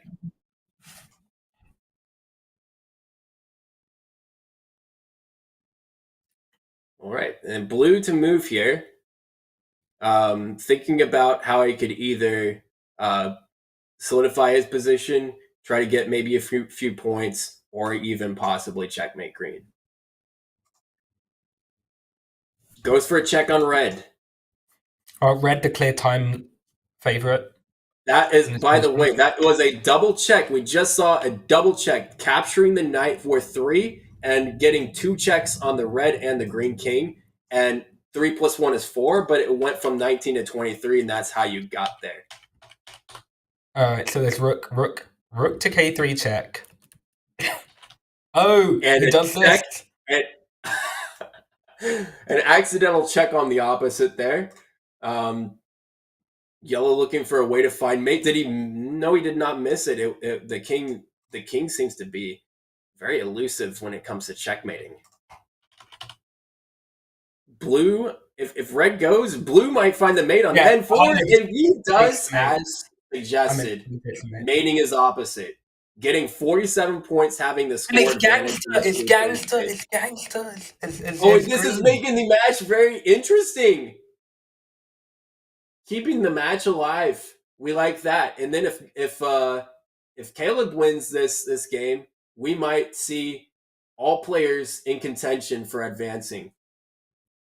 But we're going to go ahead and look at the other game here. Josh, Jose, Luis, and Patrick to see what's going on here. This is the final game for them. Unless it ends really quickly. It's very unlikely to end very quickly here. I think Patrick has to get first. Patrick and Josh have to get first, and Jose Bolea has to get last in order for there to be a tiebreak.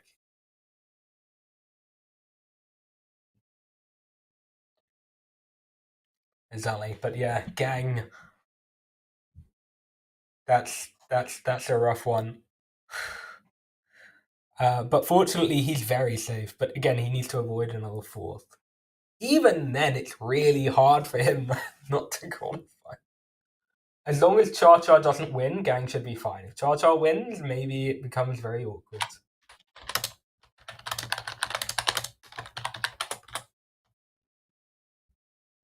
Also, I'd like to point out Sakti being on 7 points, recovering from 2 fourth places in a row at the start.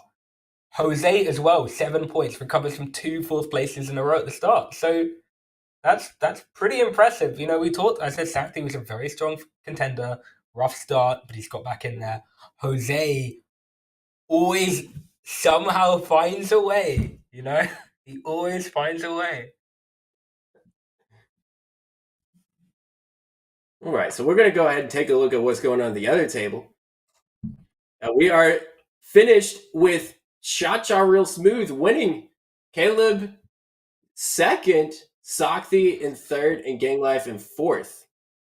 And that's unfortunate for Caleb. So Caleb is now out of contention for all prizes. His is purely yeah, I mean, unless there's a tiebreak between Cha-Cha Wait, they and tied. Sakti. No, Rahito said they tied. But there is Sakti one and more Cha-Cha game tied that for happens. points. There is going to be one more game that happens because we have 3 minutes left, and it does not end mid game when the clock runs out. It's not like the regular chess server. This is the very server rules, and that was the case with the arena qualifiers too. So this will be most likely the last game to play, unless for some unforeseen reason the game ends in 2 minutes. No, I think that's unlikely. I think we should stick with this game because this is the closest one. Gangster has one job. Don't get fourth.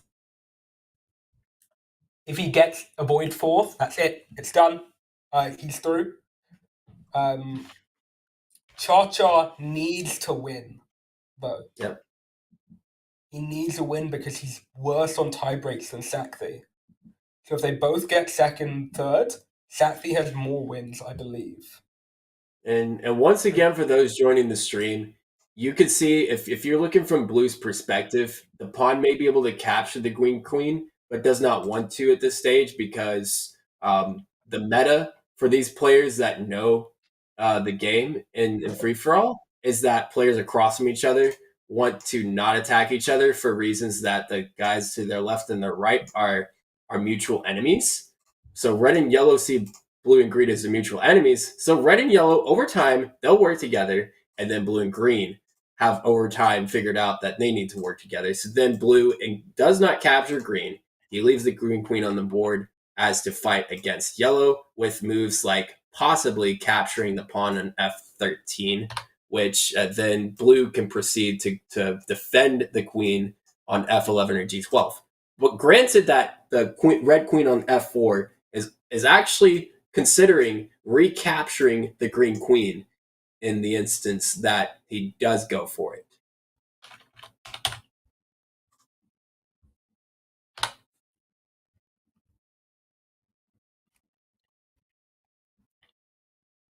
All right, so we are down to 40 seconds. We're going to go ahead and have a quick look at the other game to see if that game will expire before the time runs out.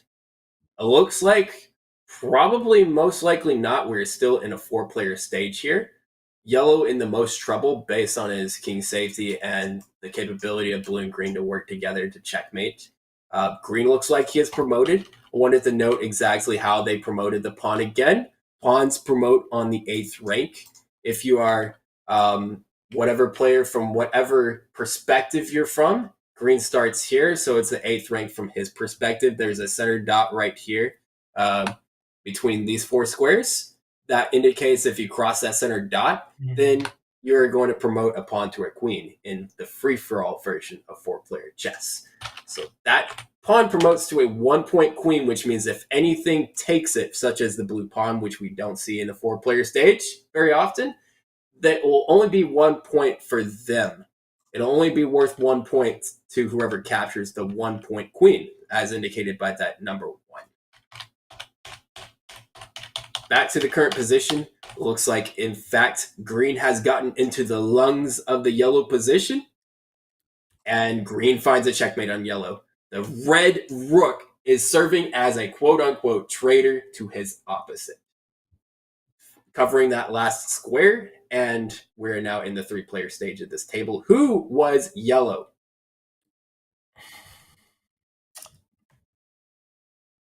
Oof. It'll be interesting.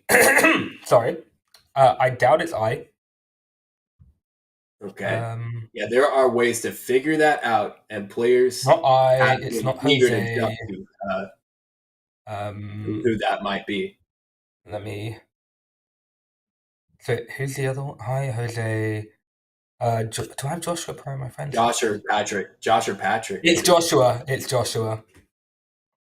Yep. Joshua Pro has unfortunately got last, which guarantees that either Tiger and Jose qualify to the finals, which is what we expected. That's right. But it was a rough start to get there. That's it. Patrick cannot even get there. He does not necessarily know that during the game, but it is out of PKM's control, and either Tiger and Jose will advance almost certainly. We will go to the other game to see what is happening. Yeah, Green wins already.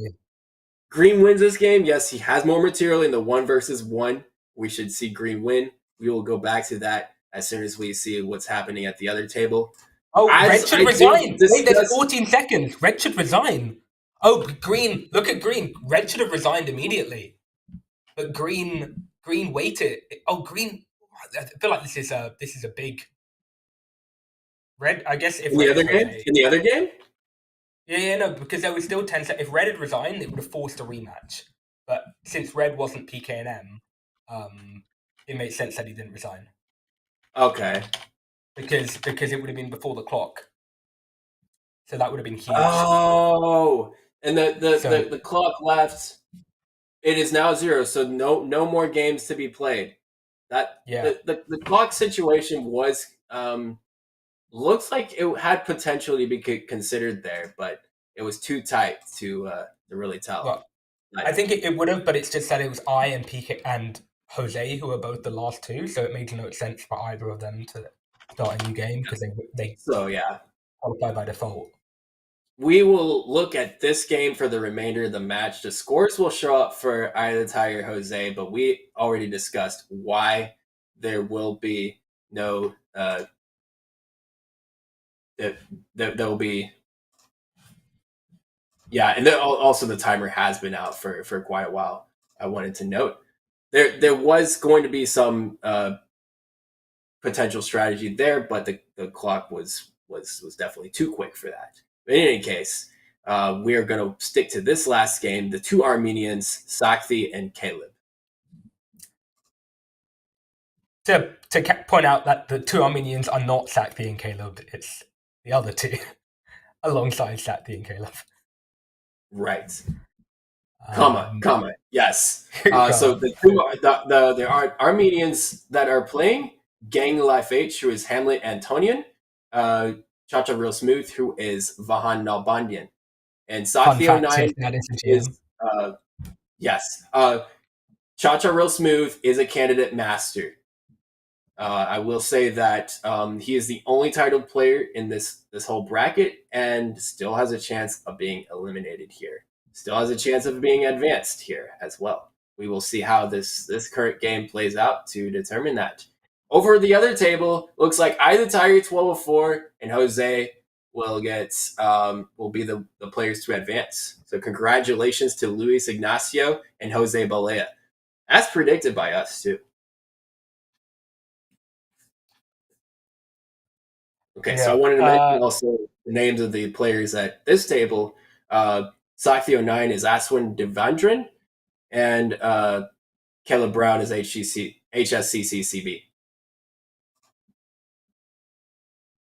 Yeah, and this is looking real bad for green. But I don't get the impression that green is gang. And blue has decided to sell his opposite out. Yeah.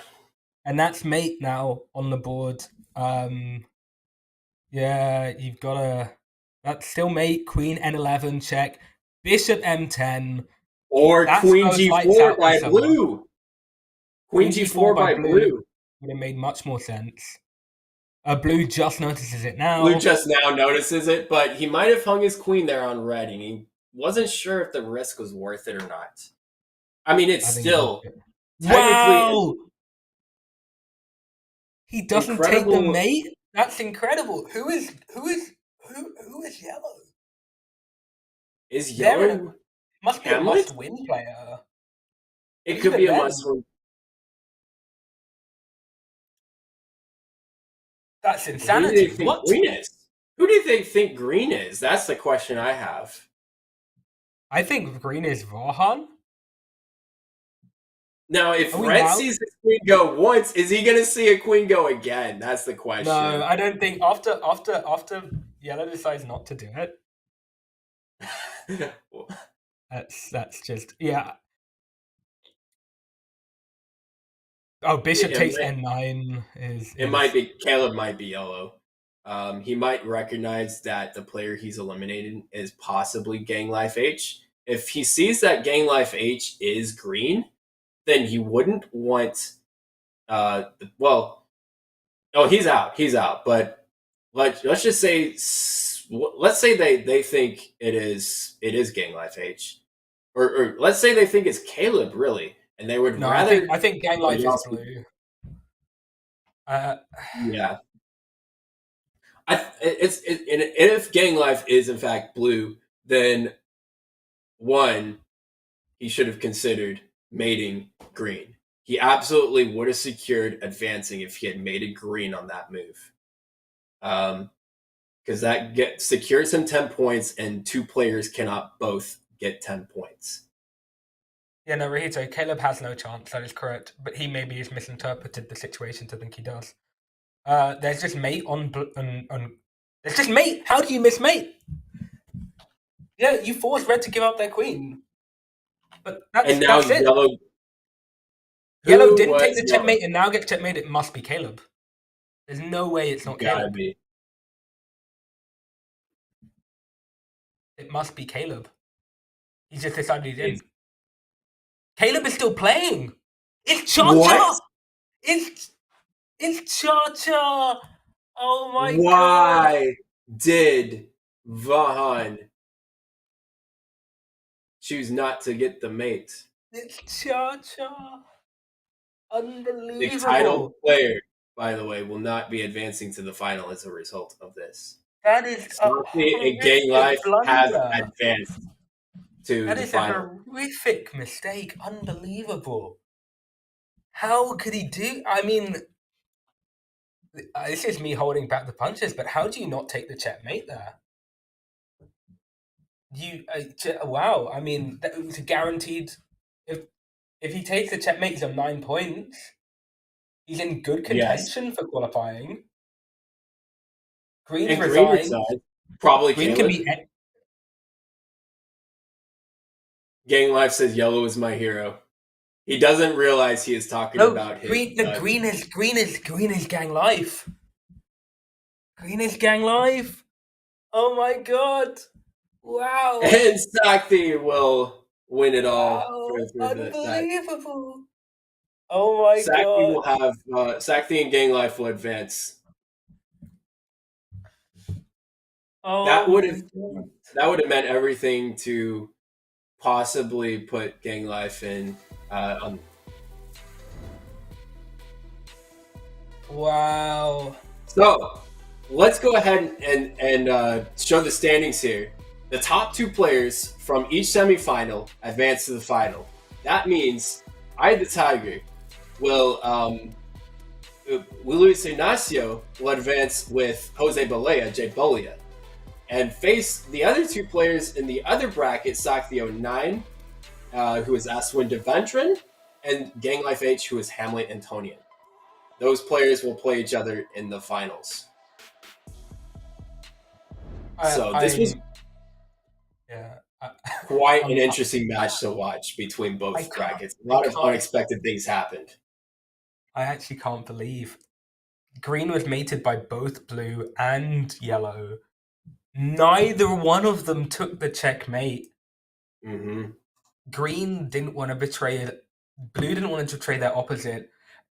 Very Sakthi-esque. And then yellow, there is no... honestly, there's no justification. That's just... So we're going to have the final right now. We're going to have go on. Yeah. I think we do have a very stacked final here. We will discuss the format of the final once it comes up. But in any case, the variant for next month's Community Championship will be up to you. You will have until April 22nd to submit your vote for either Chess with Checkers, or Giveaway, or King of the Hill.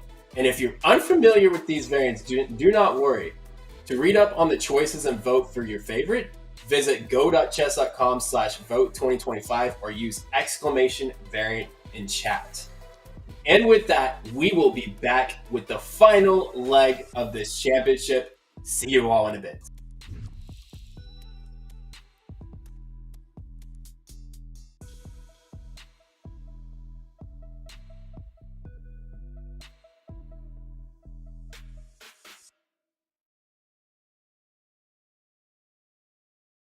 Join the community club on Chess.com and participate in amazing community events every week. On Mondays, challenge yourself with incredible openings in Opening Roulette. Don't miss Untitled Tuesday every week right after Title Tuesday. On Wednesday, join Arena Kings and compete against a lineup of legendary creators. On Fridays, try the all-new Community Freestyle Fridays and throw opening theory out the window. And finally, round out the week by showing off your speed in the Community Bullet Brawl. Win prizes, battle legends, and challenge yourself. Play in the community tournaments every week on Chess.com. But she's not going to move it because it's defended. Oh, she did it! I just you predicted, Levy? I just said don't go there! We need a compilation. Chess.com social media crew, look through the PogChamps games. Oh, baby! Let's and go! Find how many times I called the move before it happened. Okay, Levy, you asked for it. Here we go. It's almost a Jarvis stalemate. knows what he's doing. He's gonna try to force it. Andrea, there's a stalemate coming. Pawn here, take, king g4. He pushes and it's a stalemate. Oh my goodness. Well, you clearly, I'm sure you taught Frank about stalemate. Oh. No! Okay, just don't push. I blame you for all of this. This is your manifestation. Oh my goodness! Bishop takes, pawn takes, queen takes, loses the bishop. And if that happens, I will be heartbroken because you could have just...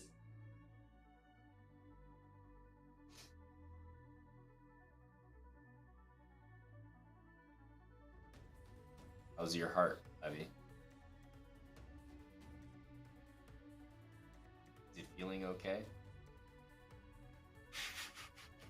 Your heart? How is it? You can't even script this stuff, my man. Defend the bishop again! I just forgot! Okay. Okay. His position is hard to lose as long as it stays how it is. Yeah, for sure. Unless he starts going totally crazy with something like pawn to g. What is your ability today? You literally said that in real time.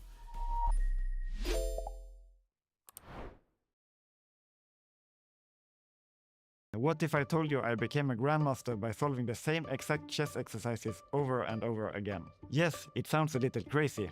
After all, if each chess game is different, why repeat something you've seen before? Shouldn't you practice calculating in unique positions every time? Well, that's true. But there's also a way to train your brain to streamline its calculations. And that's the woodpecker method. My friend Hans Tikkanen invented the woodpecker method in 2010 when he was training to become a grandmaster. 7 weeks after he finished using his method, he earned all 3 of his GM noms to earn his title. Seeing his success, I had to try it for myself. And a couple of years later, I became a grandmaster too. As word spread, others tried it too, with excellent results. Okay, so what is the woodpecker method? The first step is to take any large amount of chess puzzles and solve as many as you can in 4 weeks. In my books and chessable courses on the woodpecker method, there are about 1,000. You don't need to do that many, especially if you are a beginner, but I recommend solving at least a few hundred. At the end of the 4 weeks, take a break, a few days at least.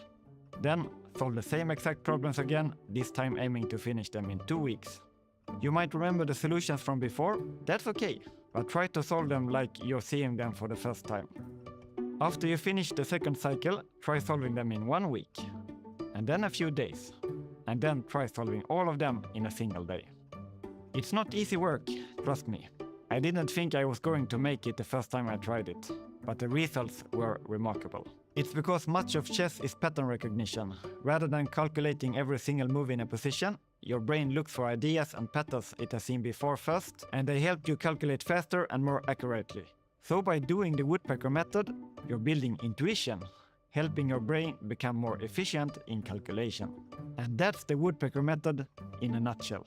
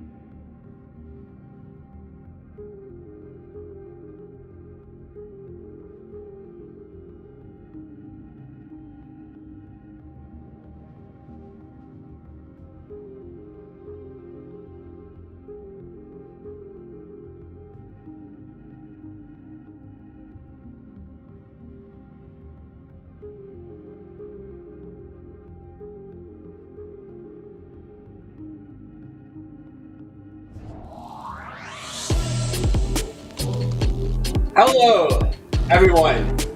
Welcome back to the Chess.com 4-Player Chess Community Championship of 2025 for the free-for-all version of 4-Player Chess. We are in the finals of the final stage where the top 4 players in this community championship are going to face each other. Was this the final that you predicted, Mr. J. Sandu? This was, I mean, it's easy for me to say and hard for someone to believe, but this is my sort of final 4 pick that I would have expected to go through. Didn't say beforehand, obviously, minimal bias being shown there, but I think Saxy was the strongest in that group, and Gang is just very, I mean, he's just very strong, very quick. I think it's. I don't think I would have been surprised if it were a different 2 coming from that bracket either. However, I think this was the most likely outcome. I do think Caleb would have scored a bit higher, though. I think he did maybe he's had a rough time of it. Nothing more than that. That's right. To be honest. We did lose 4 amazing players, but they take home some cash anywhere from $200 to $300 US. That is an exciting day for all 8 players, regardless of whether they got eliminated or not. But we move on to our finalists. In this format, by the way, we are going to have a final group that consists of 4 players. The first to 7 points is going to be, and to win is going to be crowned champion. The scoring system is 3-1-1-0. The time control is going to be 4 minutes with no bonus time. In other words, you may have the capability of doing some wild time scrambles like we saw in the previous match. Yeah. Should caveat, as it said, this is what's known as the check system for qualifying. Essentially, the aim is to reach 7 points, right, using a 3-1-1-0 score. Once you reach 7 points, you now put the lobby in what's known as check. Once you've put the lobby in check, you then need to win one more game. So that's an outright win. That can't be tying for first. You must win outright. If you're on 6 points and then you win a game, that takes you to 9 points. You haven't won because you needed to achieve the 7-point threshold first before winning a game. So players are going to have to adapt their strategy accordingly, get to 7 points, and then win a game. So that might mean once they're on 6 points, it doesn't matter whether they win the next game or get second or get third. They just need to avoid fourth, and their strategy should reflect that. Also, when someone is in the position of being in check, people should try and figure out who they are and go after, essentially make sure they cannot win the next game. But we have our first game underway, and Gang Life H, he is Hamlet Antonian from Armenia. We have Jose Bolia, Jay Bolia from Spain. We have Eye of the Tiger 1204, Luis Ignacio of Argentina. And then we have Sakthi 09, Aswin Devendran. We have 2 queens already in the center. We're going to see a lot of queens out early. And indeed, we saw that in the previous matches. So these queens have advanced all on move 2 or 3 eaches.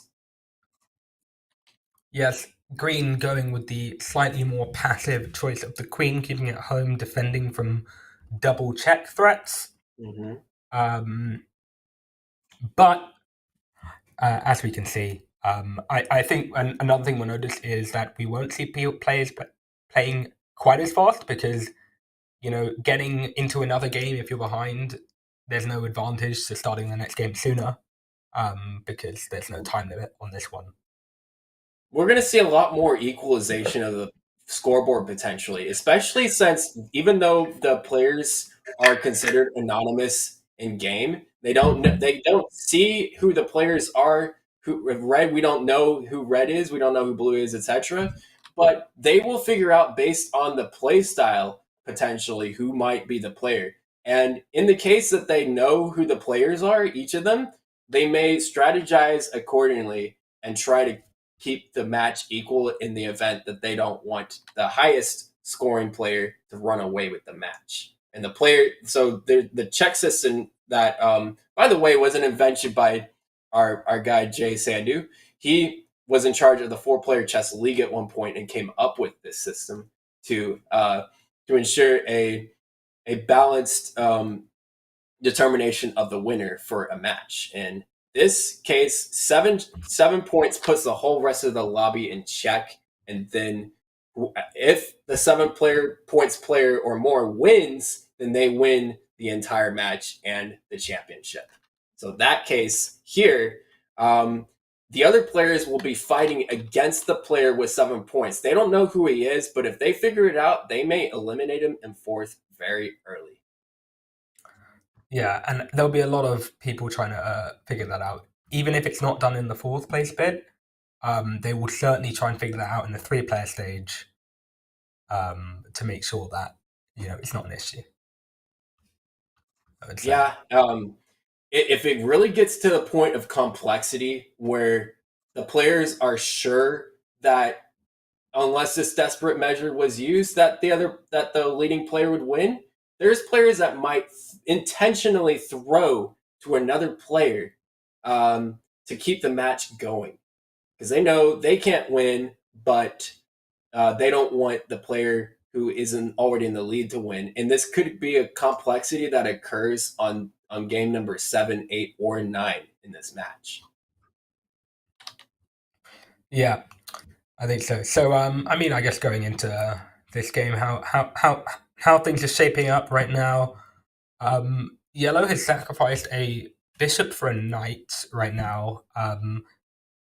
So blue is obviously going to have to figure out what they want to do. We have sort of this expansion by red on both sides with both the flanks. They've opened up their rook, but they are leaving the option for green to recapture whilst tempoing the queen with their rook. So red is sort of considering whether they keep capturing so they don't allow this, or they check blue so that the yellow bishop is saved. Yeah. Yeah, all options are still kind of on the table here. Red could consider offering a queen trade, but that might ruin his pawn structure at the expense of blue's knight here, saving yellow's bishop. But the reason why we consider it a sacrifice is that bishops, in fact, are worth more than knights in the game of free for all, and it's important that you take into consideration what piece points are before making these types of trades. Yeah, and red spent a very long time before playing this move d5. I think given the 4-minute time format, it's quite a commitment to spend what must have been at least a fifth of the time there on this move. Clearly, d needs to be quite important. Yeah, d5 is opening up some ideas for yellow and red to both get in there and possibly threaten a checkmate on blue almost immediately. But green could consider, and blue is hoping for green to play that move. He does. And blue indicated that there is consideration for a possible rook attack on the queen. Yeah, it's very, very logical. That's kind of what we expected. I think. Oh, that's an idea. Okay, he just decides to move back and potentially offer a queen. Oh no, my queen! You might be Eric Rosen here. If you're red, you're Eric Rosen because oh no, my queen. What happens then? Yeah. Why is the queen not free? Why can't I just take that queen? So you will have in the previous move here. If the queen takes the queen, there is queen a7 check by yellow. Whatever green does, it doesn't matter. Right? The knight c6 can move and defend the yellow queen. So that was not free by any means. Blue had to take that into consideration because he knew he was going to get eliminated in fourth otherwise.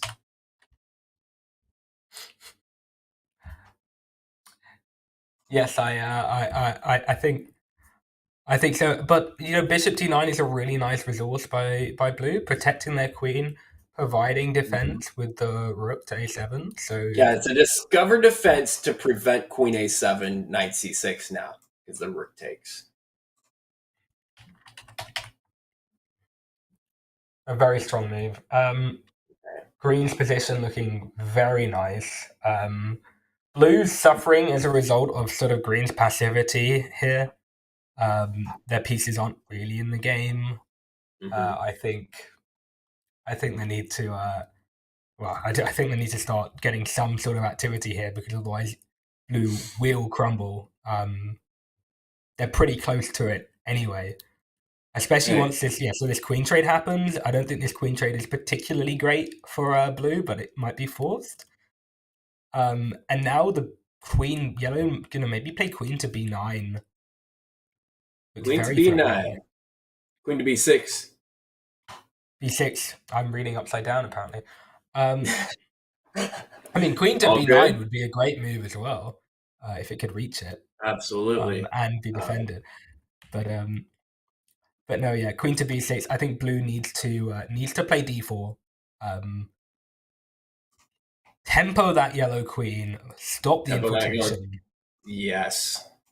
The rook, by the way, has extra defense. His opposite, his best friend, his teammate, might be there for support with his rook all the way over on n4. Should yellow queen try to mess around, yeah, that rook is dangerous.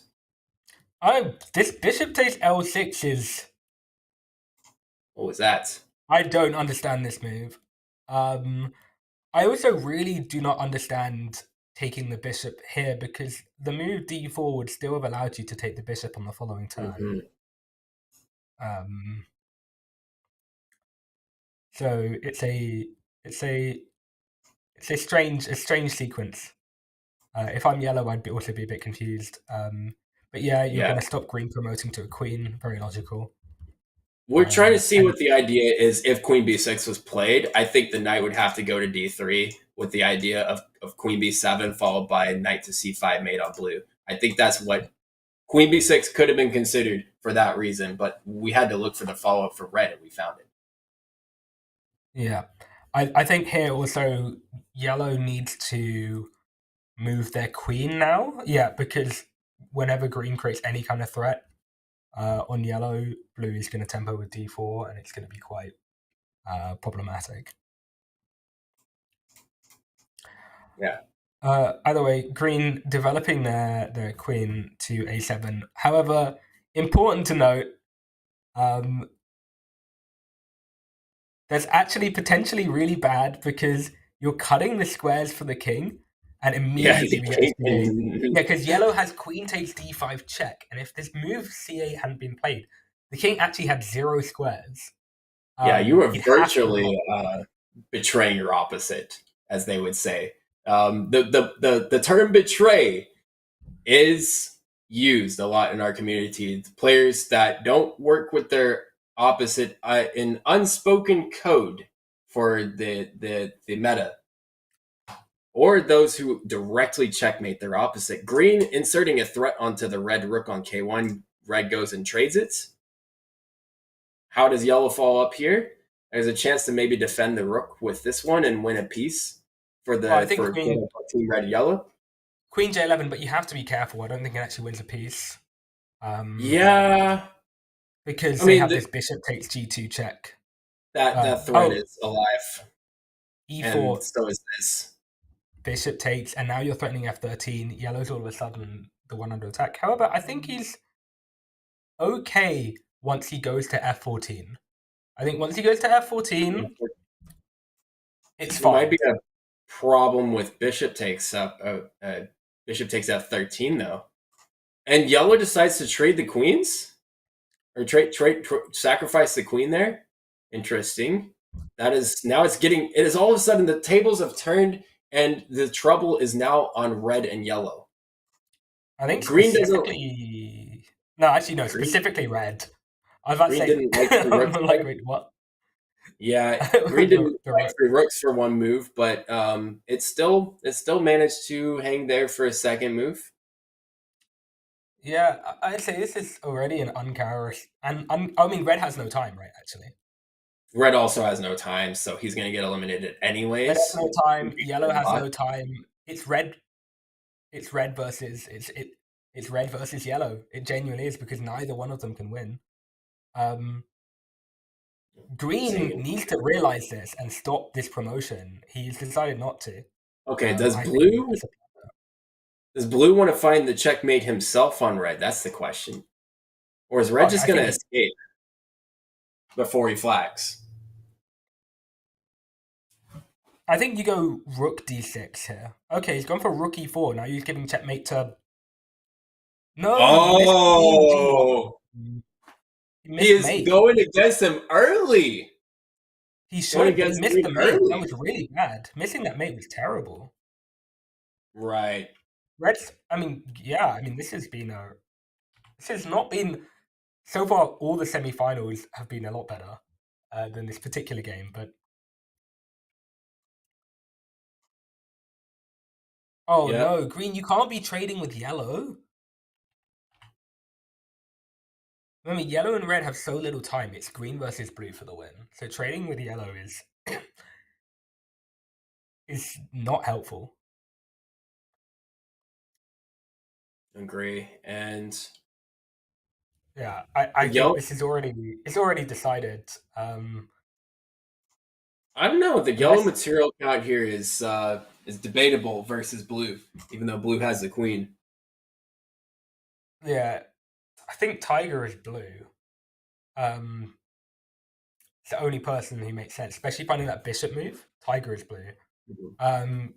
Yellow is gang. so quick. Maybe green is sack these, just having a rough time of it. And then that would make red Jose. Yeah. Jose, who's using up the most time, which completely makes sense here. Yeah, as the clear slowest of the three, which is nothing Yes. to like be ashamed of. Like, oh, and green finds a Unbelievable. bait with a pawn pawn push. checkmate. How can you allow that as blue? You have so much time. Green going for a Wow. Chess.com achievement on the 4-player chess server. Well done, Green.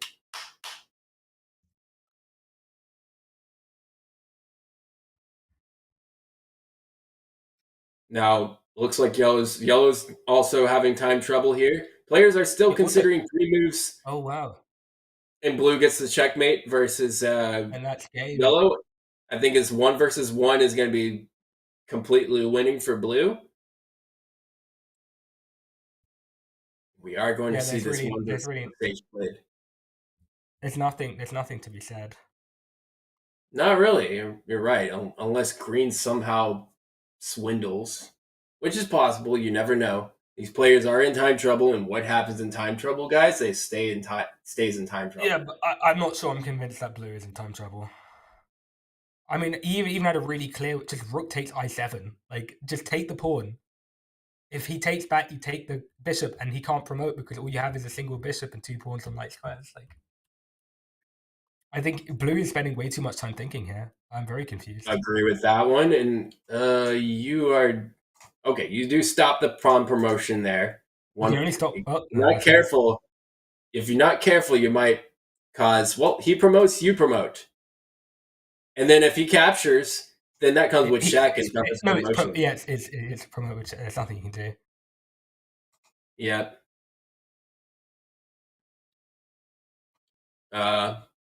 Well, okay, make it simple and get checkmate. There we go. Blue wins. He is gang life. Blue. Incredible. Wow. I was green. Gang was blue. That was an important 4th place accident here that caused Jose to have 0 instead of red.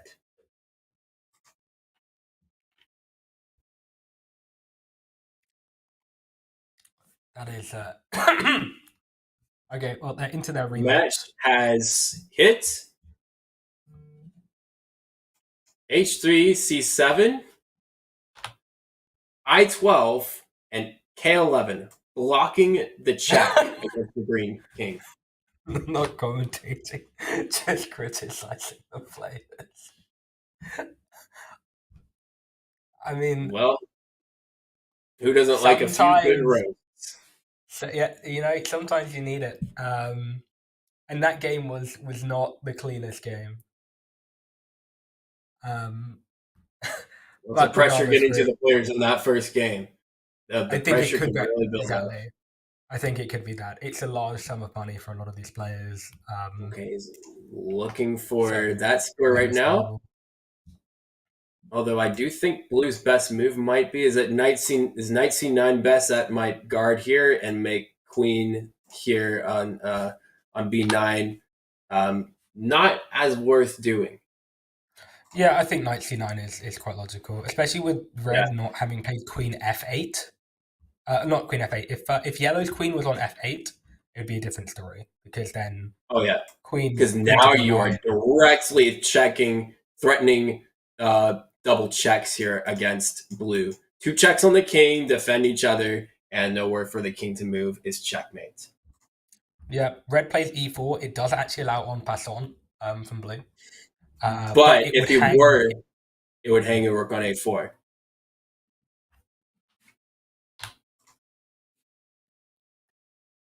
But yeah, strong start for Gang Life, getting an early win. But it doesn't. I'm looking at this. There don't seem to be too many issues. I think yellow has to be careful.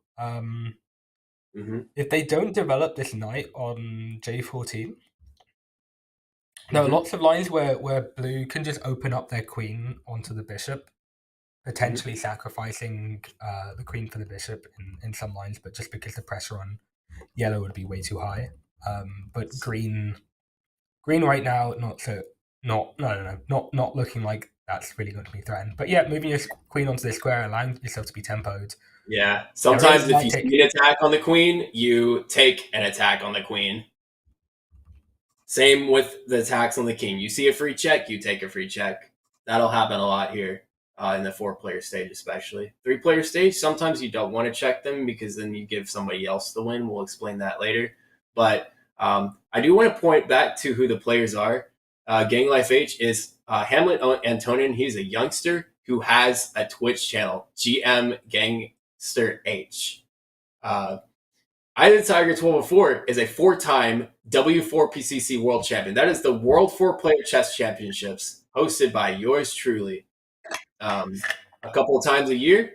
And Eye of the Tiger has 4 of the championships on his belt. So he has some experience in this game, some winning experience, and he is going to try to go for the big prize in this one.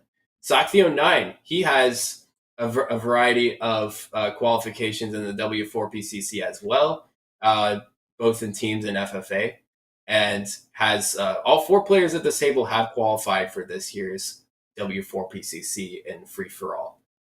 So now, Jose Bolea is the last guy. He has been in multiple finals for the free-for-all and has won the 4-player chess league first championship that Jay Sandu has hosted, in fact. Can you explain a little bit about the 4-player chess league? Sure. Yeah. So let's without too much of context on it. We wanted to play. There are some slightly different setups you can choose where the king and the queen start. It used to be different. The blue and green king queen were swapped. It was more similar to regular chess in the sense that all first moves were legal. When that changed from the standard, I wanted to essentially keep playing high level games with the setup. So with the incredible help of Lost Chess, Carlos, with his excellent work and helping arrange, do all the dev work and stuff, and then I did some of stuff, but nowhere near as much sort of groundwork as he did. I just mostly funded it. We held a very long and slow league that happened over the course of a couple months using this check format. It was rapid time control. It was, I believe it was 10 minutes or something, like 10 minutes plus 3-second increment or something like that. It might have been 5-7. Yeah, I think it was 5-7. It's 5-7. That's right. Yeah, I wasn't the host of the league. I know, but I'm okay. Jokes aside, though, the league hosted by Jay took a lot of work. Absolutely, great new things have emerged from that, and such is the check system that we credit Jay Sandu for implementing for this final event. Yeah, I mean, the check system is meant to essentially embody FFA. And also still require a winner. We still want a feeling of competitiveness towards the end, right? Because if someone begins to run away in an arena, or on that 90-minute one, right? We knew either Tiger was going to win. So if this was just one winner, 45 minutes into it, we're all just going to be sitting here being like, well, I guess I wins, right? However, regardless of how many points you score, you must win your final game after reaching 7 points. With that in mind, all players can work together against that individual if they can figure out who they are, meaning that every single game is an exciting game. It is a game that can have an impact. It's not decided by the first 4 games. Yes, there'll be a clear favorite, but it requires a lot more. It's a lot more nuanced than that. Mm-hmm. But yeah, I mean, let's go back to the game here. It's developed into this 4-player stage. Where we have a queenless yellow who has a fairly safe king, no real infiltration, apart from queen I13 from blue. But red trades queens, so that's gone. Yep. Yellow blue, maybe the worst of these positions. Look, blue kind of has a safe king here. I mean, his knight, rook, bishop, king, and pawns were all placed pretty well. But it could still go south for him potentially, as he does have a few pieces here. If red and yellow somehow manage to, I guess, tear apart green, or blue goes against his opposite, there's always that option. You can always capture your opposite's queen, but that's not going to happen. This is code unexplained by these elite players at the table. Oh, and he finds bishop e11, knight takes f12. Things are looking not too hot. There's basically no way yellow is escaping this position. As after knight takes f12, red can't do anything. Green has 2 queens. They should be sufficient to mate on their own. So red is gonna make their king nice and safe.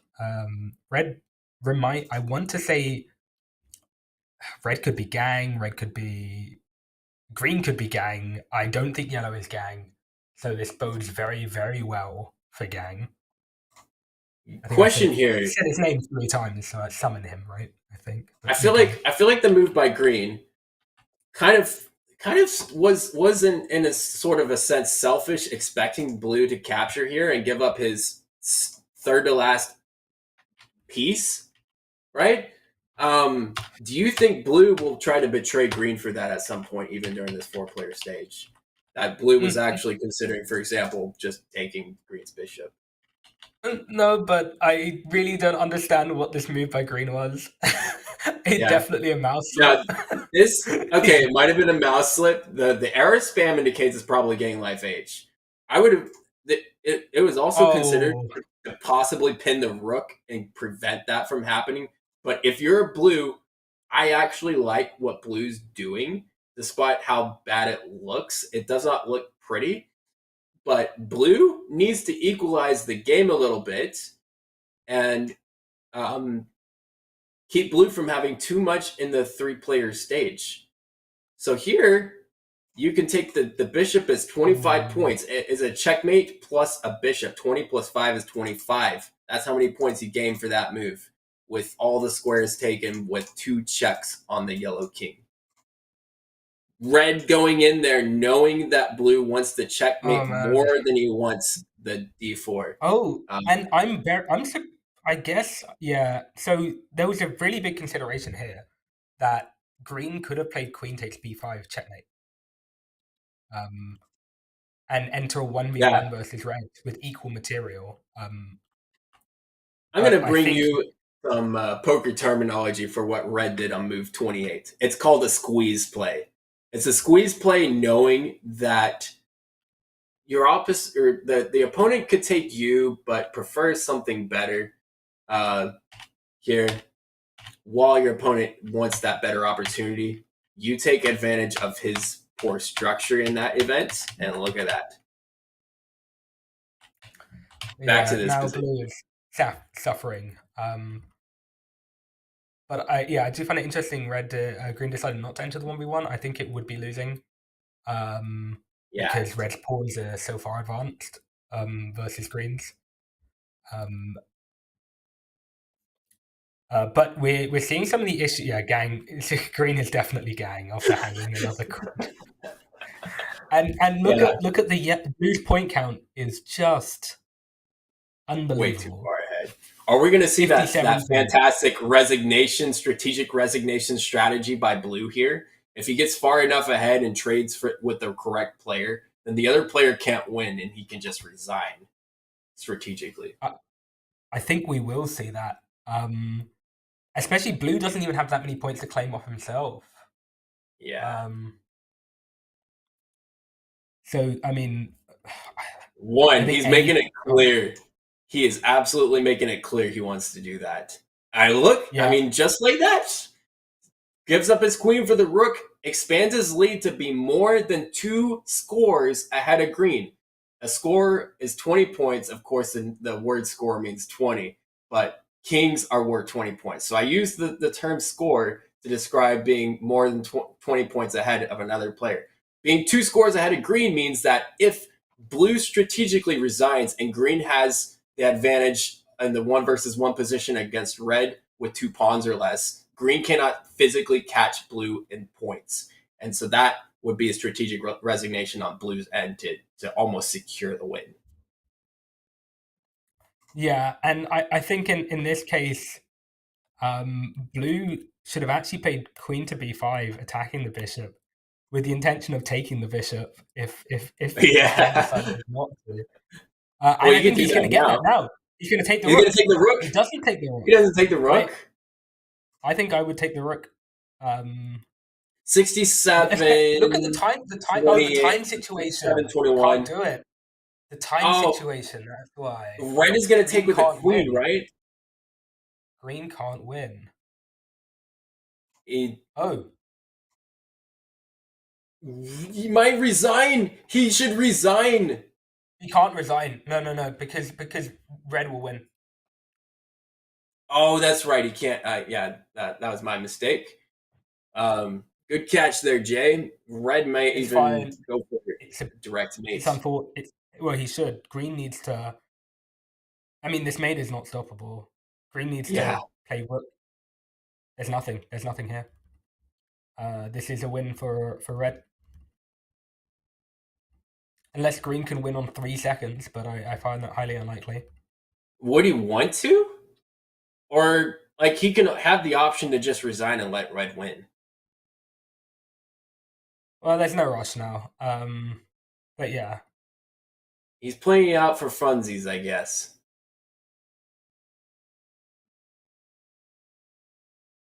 And flags because he thinks rook takes it was a recapture. Jose takes another 4th. Very unfortunate. Right. The Tiger now tied with Gang Life H. And Sakthi 2.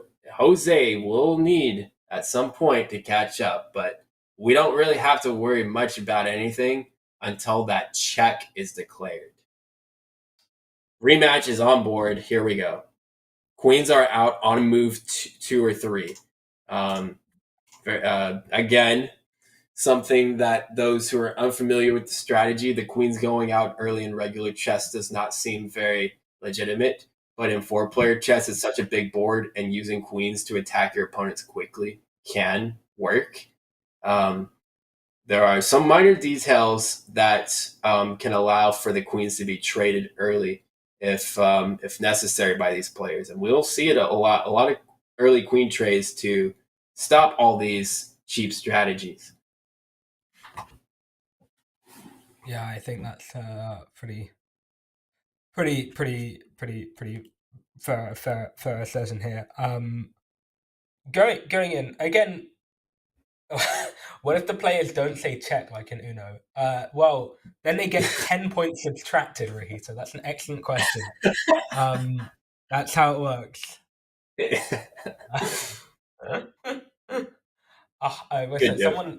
Someone put 100k on Eye of the Tiger in the prediction chat. It's crazy.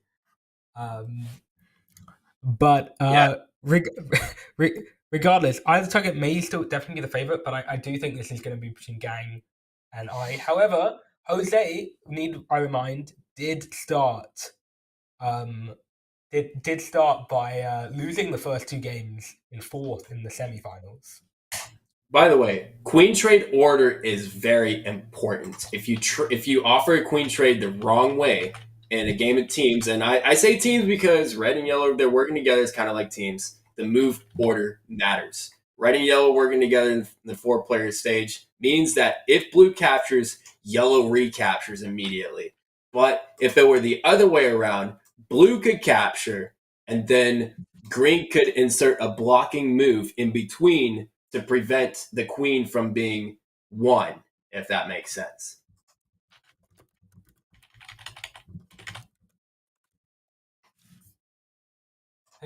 Who wins game 3? I don't know who, but I can certainly, looking at the colors, we can try and figure out who's most advanced. I mean, yellow taking 18 points from this exchange must be loving life.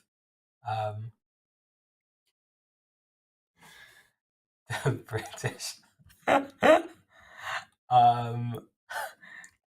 But otherwise, I think I don't know. I mean, red has the open file. Green, same with blue. Green also has an open file accessible to them. They need to develop the bishop to do it. I think we're going to see that. The bishop's going to come out. The rook's going to come out. Green also has this somewhat advanced pawn k7 that looks like it has a clear path to promotion. So I'm quite surprised we're not seeing that. And here I think blue made a critical error, which was this move d10. Allowing yellow to capture on Passon and activate their rook. Previously, yellow had no open files, but now they have plenty. They have all they need to get active, so red is going to be fairly happy about the situation. But I do expect green to start running their central pawn forwards, especially with no clear pressure being applied to any of the players. I don't know if you'd agree. Having said that, we immediately get a very common motif is when the two bishops stare down the diagonals of one of the corners, the green here, we get the threat of bishop takes L9, bishop takes M10. The pawn cannot recapture because the pawn is gone.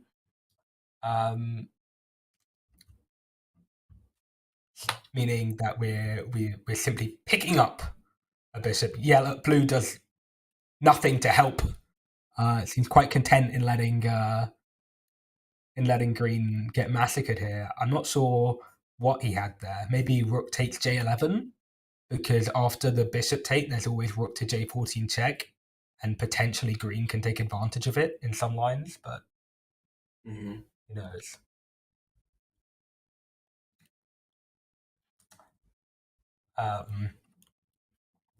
Regardless, I think I think red yellow definitely coming out of this in a favourable spot. The bishop's just going to return to its post. No, instead he's decided to make a much more nuanced and stronger move, which is bishop to L9, denying green the ability to castle long, trapping green's king in the centre of the board, and green with no light square activity is kind of in big trouble. He's having to play this move L7 to give his king some space. King to M7 is obviously what we want to play. But it looks like the red bishop is there in time to check the king. Yeah, exactly. Dark square bishop. So red and yellow are working together quite well in this position.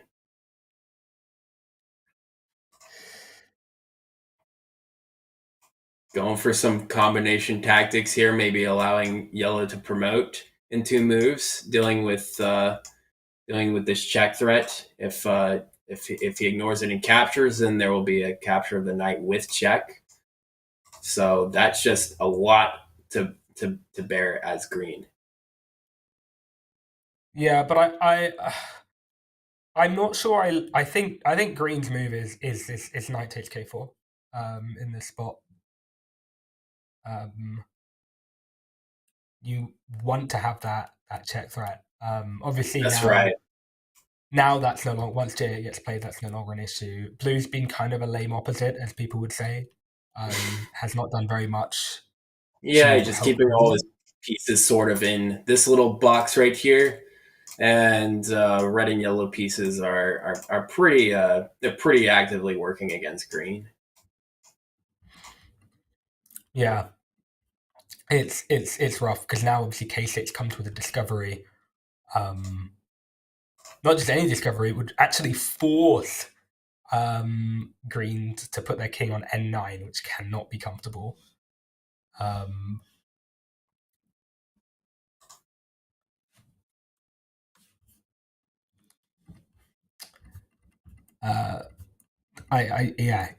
think we're going to get rook takes J8, very possibly. This rook on E. Okay, so I don't know if I particularly agree with this, but this rook that went to E11 to target this pawn on E13, the bishop already hits it.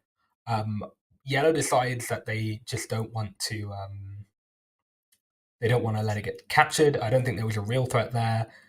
To be honest, I think if rook takes, you just happily trade off the rook. If bishop takes, I mean, you can just move your knight. Knight to G10 hits the rook for one. Yeah, And I want to go ahead and highlight that, in fact, if you do plan double trades, you have to do so carefully. I see a lot of high-level chess players try to do double trades, trade twice on something, and win material, net material against one opponent. But you have to realize there's other players at the board. And that's the reason that blue would simply not want to just take on E13 without reason. Yeah, you're winning a pawn more than yellow is. You're netting a pawn against yellow, but then you have to realize that there's all sorts of threats coming from red and possibly green. In the rare instance that your name is Luke and you want to attack your opposite. Of course. In the rare instance. I guess yellow is once again gang, based off the arrows.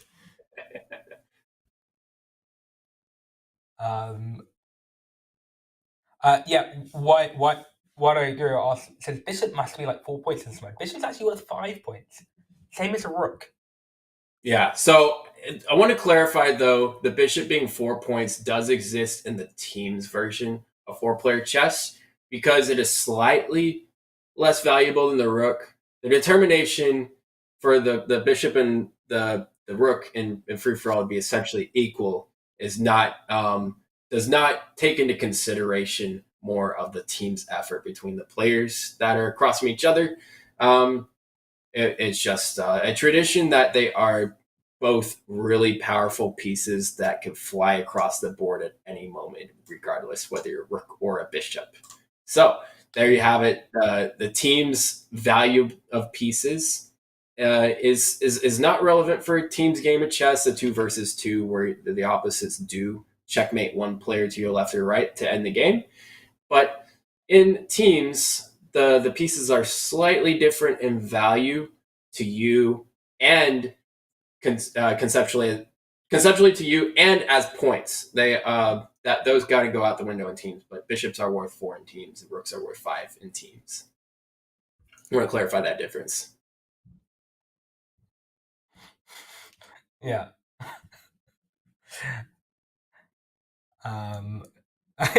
More arrow spams. Green is getting cooked alive here. Everyone's time situations are beginning to get a little bit worrying, with the exception of green. However, they have bigger problems than their time, namely their king.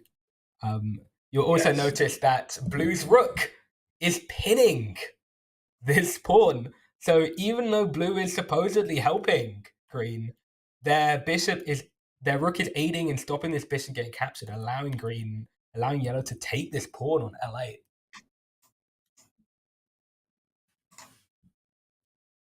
Of course, green does not capture it at night. He knows that check is coming and would be a mate, nearly.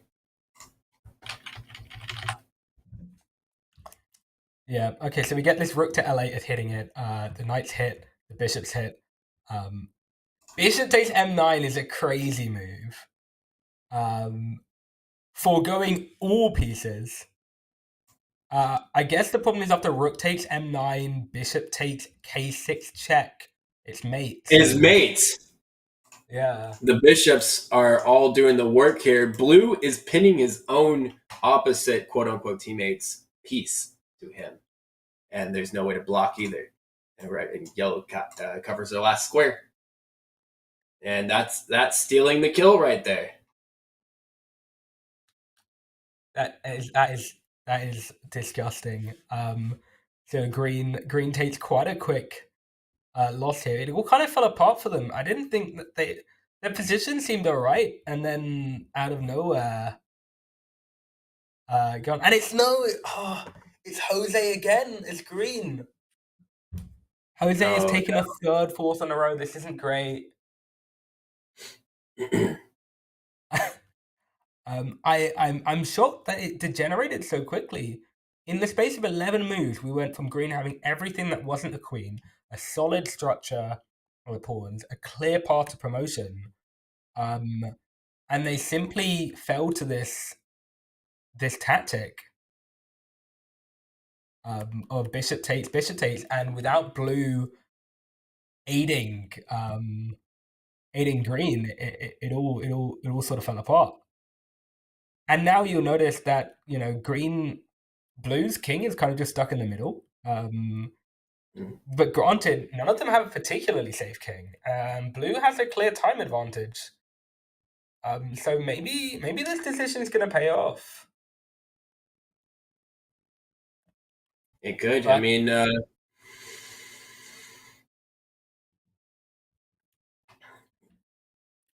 yeah, I think importantly, what what people might want to notice is that in terms of the player skill levels, this particular group of individuals are very talented in the teams format of the game. So Luke, you're very familiar with the teams format of the game. Do you want to explain what that is? Again, so when we see the opening, the teams format of the game is 2 versus 2, 2 players versus 2. It's the opposites are across from each other, and the goal is to checkmate one player, and the pawns promote on the 11th rank. So players get their queens out early. You'll see that in FFA all the time too, just because that's kind of how it evolved. But the objective in teams is different from FFA in that you have to only checkmate one player. You and your opposite are trying to achieve that goal together. And that's the end of the game. Free for all, you have a score to go after, and it's everybody for themselves. Yeah, so as a result, in terms of strength, title players definitely tend to have a much better time in teams because it's much more similar to regular chess. It's just more pieces, but everything else is the same. However, in this case, the reason I asked Luke to mention this is because that's the free rook. You take it. Luke to mention this is because of the players here. Okay, Sakthi, Eye of the Tiger, and Gang Life are 3 of the strongest, if not, maybe I can be argued to be the strongest teams player. But regardless, these are 3 of the top teams players without a shadow of a doubt. So Jose is at a huge disadvantage in surviving the 4-player stage, despite not being a slouch himself. Anyone would be struggling here if they weren't at this sort of level of caliber. That's right. So I think Jose's main goal is obviously to survive the 4-player stage. Then I think he'll do really well in the 3-player stage. However, it's just not that hard. So it's very understandable that Jose kind of had this rough start. But again, it's not impossible to recover, especially a Sakthi win is the ideal outcome here because then no one has the lobby in check. If someone does have the lobby in check, then it's problematic. But a Sakthi win, Jose can still go on and win 2 games and, fingers crossed he still has a chance. One thing I wanted to mention, add a detail into what Jay was saying about teams and favoring title players, is in fact, the World 4-Player Chess Championships actually did start out as teams. And the first player to win, 3 out of the 4 finalists were title players, 2 of them being GMs. And this was for the first 2 championships of teams. But in FFA, we have not seen a title player in the finals, apart from our first world champion, who is now a candidate master, and Vahan Nalbandian, who got eliminated in the semifinals today. And that I was talking about for free-for-all. Free-for-all, there's only 2 title players to ever approach the finals. In the 6 years of the World Championships for 4-player chess. But teams, alone in 1 final, there were 3 title players at the final table, and 2 of them were GMs. Oof. Wow. Okay, so importantly, we've entered. Eye of the Tiger has won. He has now got the lobby in check. That's right. So already, this is the quickest anyone can put the lobby in check. 3 games. Eye of the Tiger has done this already. So everyone has one job now. The job is make sure Eye of the Tiger doesn't win. That's right. Um, So they can do that very easily by figuring out who he is and eliminate him before. It would be to their advantage. It wouldn't be an ethically wrong strategy to do. But Eye of the Tiger can blend in as anyone else. They can certainly blend in and mask their strategy to look like Jose Balea, for example. If he was thinking 5-head going on the next level, he can pretend to be Jose, play a bad 4-player play a bad 4-player stage with less teams theory, and go on to not be the player they go after. Yeah. I think so. Rico makes Rico. Yes, we are now playing Among Us. I agree with that.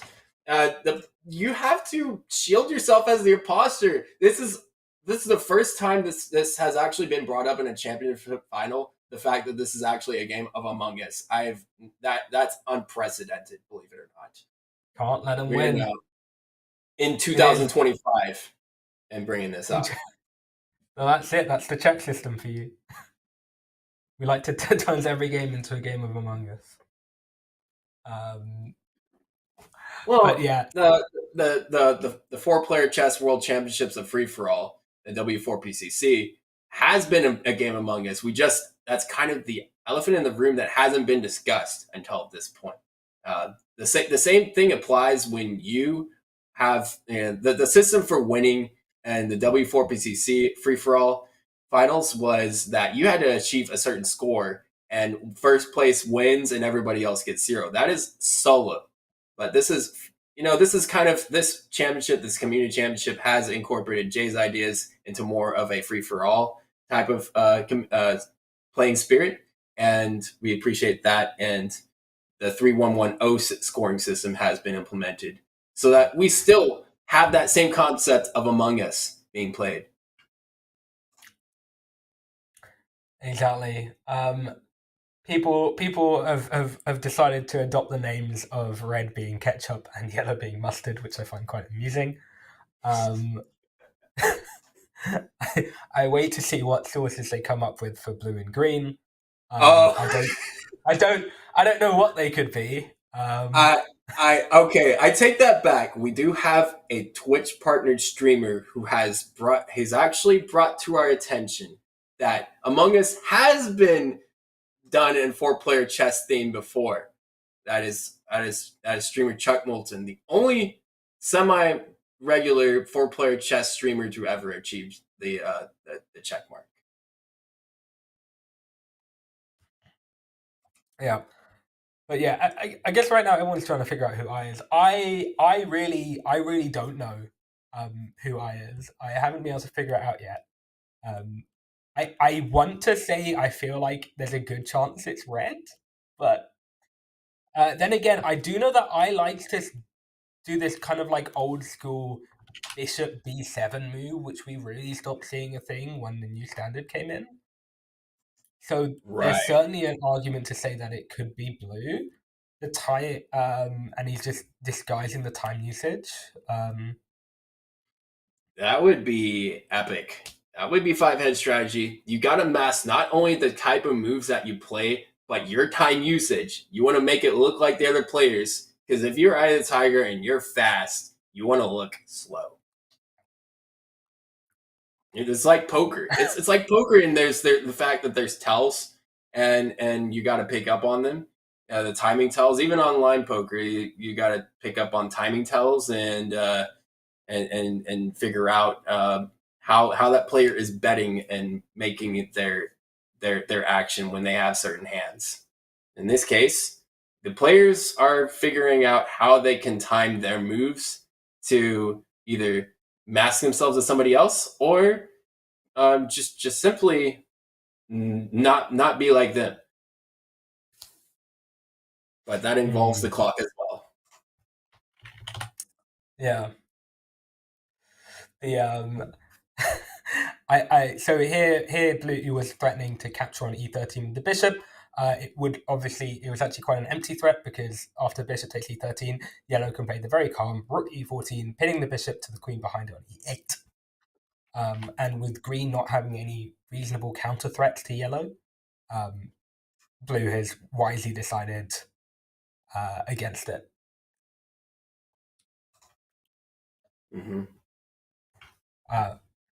But yeah, I think, again, this game, I have a feeling everyone feels very hesitant to attack any individual, because in doing so, I feel like they all want to be sure that the person they're attacking is Eye of the Tiger and not anyone else. And the other thing is, maybe if you're the other three players at the table, you want to find an opportunistic way to trade queens to get more information before you eliminate said player to determine that is in fact the imposter. I'm just gonna say it now, imposter. Eye of the Tiger 1204. So I stand by, I think is a really solid strategy from Eye if he was in this game, would be to betray his opposite. Because I think there's a really good chance that the other individuals at the table think that that person decided that that player is Eye of the Tiger. If I think the person playing opposite him is playing good team chess, and the other players are going to recognize that, it makes a lot of sense to betray them. I also think it throws a lot of spanners in the works. How are people going to know who is who? They might struggle. So okay, I don't know. I think that's something. Red declines the queen trade here. So I mean, it's a queen trade or a free knight, right? So kind of leaving yellow in a little bit of trouble there. Does I know how to make bad moves? I honestly, yes. Yes, he does. I need only remind of his semi-finals appearance in this year's World 4 Player Chess Championship, which only lasted featuring somebody in that same bracket, right? And he threw both. I was in that bracket, and he threw both games. Yeah. So I can say he is human. He is capable of being bad. But I feel like that might only be when I'm involved. So, yeah. Yeah, or who really is the bad player, huh?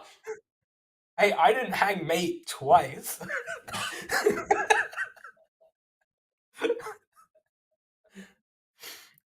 All right, all jokes aside, Eye of the Tiger, Lewis, he is human. But we all had questions of whether he was human or not. And Jay answered your question right there. Yeah, no, he is human. He also is very much a fan of making memes about the 4-player chess community. Something I have also partaken in at points. But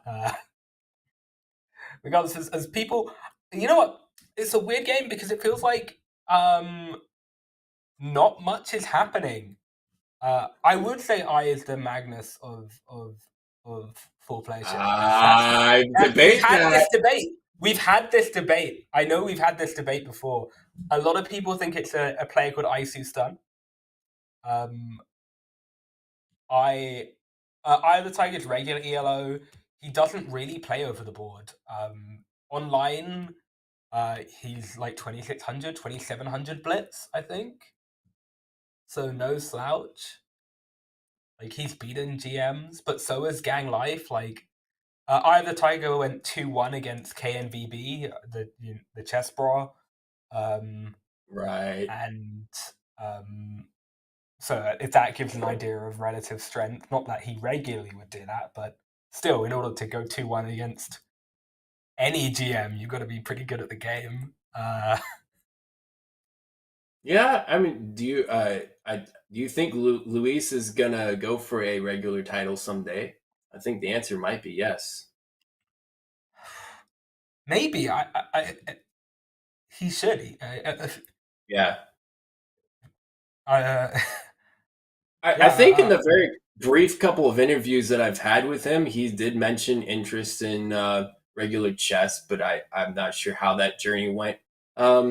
Might actually ask him here if he wins the championship. That is an opposite betrayal. Who was green?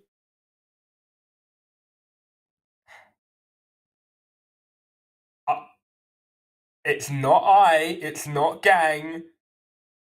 It's not Jose. It's Sakthi. So Sakthi will maintain 3 points here. Blue castles here, I guess? Does he castle or is he going to be in trouble? Okay, Queen A4 check just He's give not me going to 7. get the option to castle. Wait, how did he move his king? Oh. He did. Yeah, I pointed out castling might be on the table here, but it may or may not have been the safest option. But his king does kind of look safe right now, at least for the time being. And blue with the low time here. Yeah, but I think we kind of saw that blue was potentially trying to be, a bit traitorish. I don't know, he's still being I don't know, I think he's being too slow now for it to be I. Yeah, I think I would have sped up by now. So is it Jose? Blue Jose? Blue Jose very well could be. Yeah, okay, blue's pre-move vibes are giving me Jose. Yeah. I is yellow or red, which bodes very badly for all the competitors. Okay. What's yellow's follow-up? Is he going to trade for points? Okay. Red has no rooks. Okay, I think you need to play. I think red needs to play G3 and King G2 here. Yeah, there's I G3. agree There's with King that. G2. Exactly. Okay, perfect. I also got the airing there. We're both geniuses, and so is red.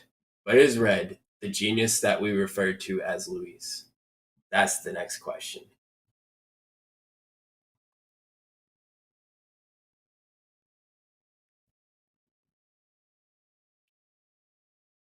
Yeah, I think that's quite likely. I don't see blue. Yeah, I think I only see red winning this. So if red is Luis, oh, that might be the end of the match, and this could be a quick broadcast. Oh, he just hung a queen and decided to not do anything about it. Yeah, exactly. As I said, red has just got an incredible fortress. Ideally, red is Gang, because then we have 2 players with the lobby in check. I guess second to that, Jose, because obviously we want Jose on the scoreboard, but he is going to be on the scoreboard with 1 point for sure. Whether it's going to be more is a different story. But yeah, blue is doing really well with their 10 seconds because they've just been shuffle. Oh, he went for a dirty checkmate trick. Didn't quite get it there. Blue did spot it. Yeah, that's good for blue. He might have saved the match. You never know. That time scramble can make all the difference in the world between there being a next game and there not being a next game. But red is lower on time here, so yeah, maybe red has lost the time advantage. Flags. Sakthi is out, so Gang Life could be yellow. Just trying to flag eye the tiger. Yeah, Gang is a quick boy. For sure. Uh-oh. Blue still having any amount of time. Oh, it's a hang. It's a queen hang. Yellow can take there. He doesn't. Oh, wow. Solid. It's mate. It's mate. Mate? What? It's mate. Gang missed mate. He missed mate and claim. Gang or? I thought the whole point of that was mate because there was only one legal. But red can still run out of time. This could be. Red has a. Oh, red wins.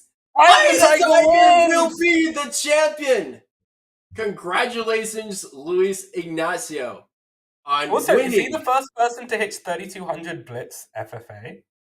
Whoa! We hover our mouse over that, and it's 3,200. Now, leaderboard, I'll actually look at the leaderboard to confirm that in fact it is 3,200.0 and not 3,199.9 rounded up 4-player blitz. 31.999. Sorry, that's what it is. It's 3199.999 if you look at the leaderboard, which chops the numbers off. But sorry to burst y'all's bubble. Regardless, we have our champion. Wow. I mean,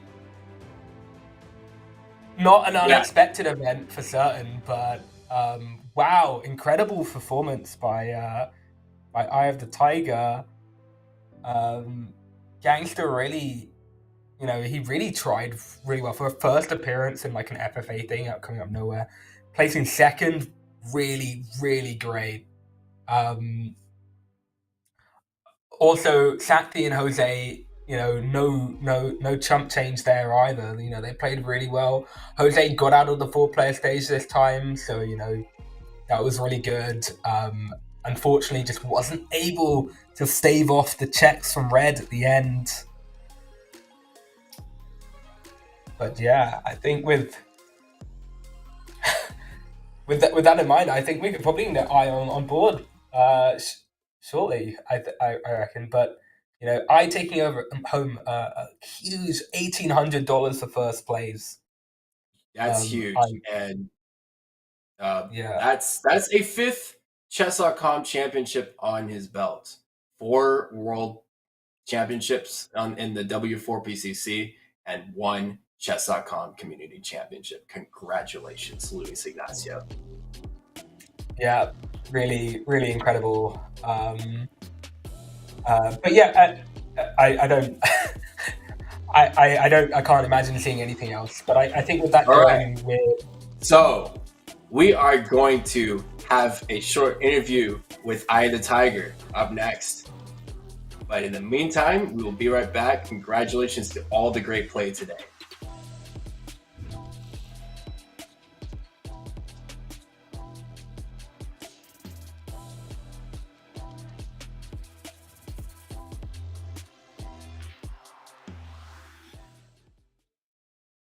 What's up, everybody? We're back for another episode of Chess.com Reads. With me here is Dylan Rittman. He is a senior product manager. He builds a lot of, well, you don't actually build things.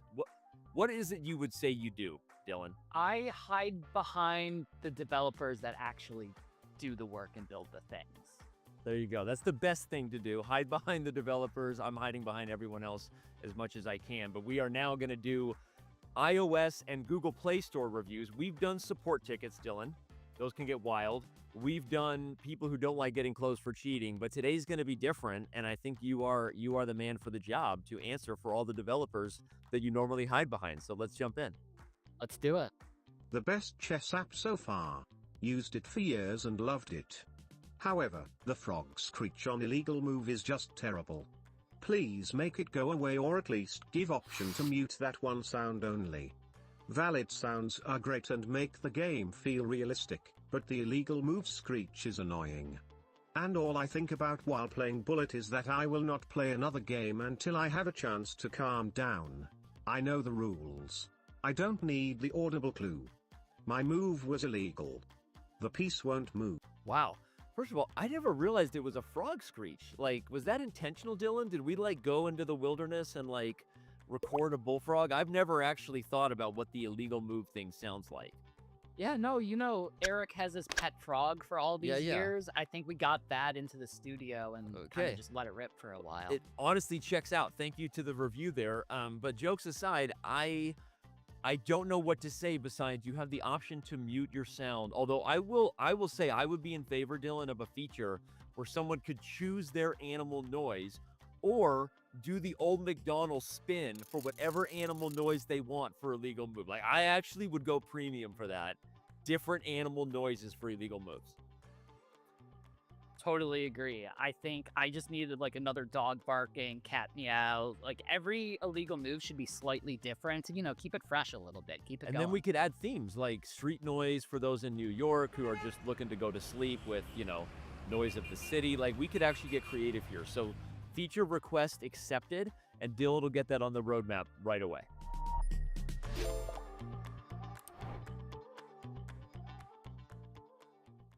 Hi, I'm Gukesh. I'm the world champion Who is Gukesh's coach? Right now it's Grzegorz Gajewski. We've been working for a couple of years now. Before that it was GM Vishnu from India. Who is better, Gukesh or Prag? Gukesh.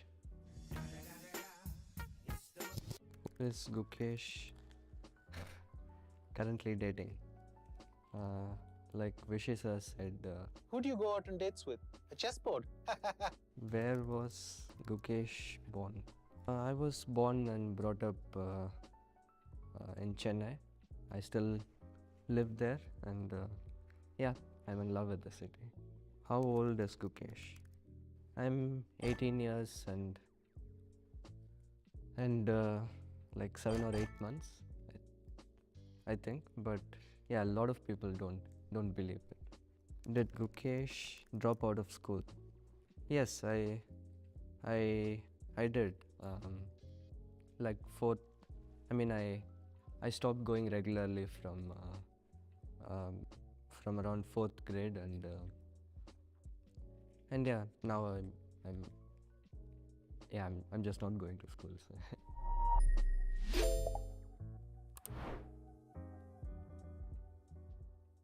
Wear your love of chess on your sleeve with all new apparel and accessories from the Chess.com merch store. Maybe you simply want a clock that will never run out, or a mouse pad that will finally unlock your speed chess potential. Whether you play chess to get energized with your morning coffee, or play into the wee hours of the night and witness the occasional alien abduction, we've got something for every king, queen, and knight in shining armor. Even gift cards for your loved ones who've caught the chess bug. So check out the Chess.com shop for apparel, accessories, and more. Grab your favorites before they're gone.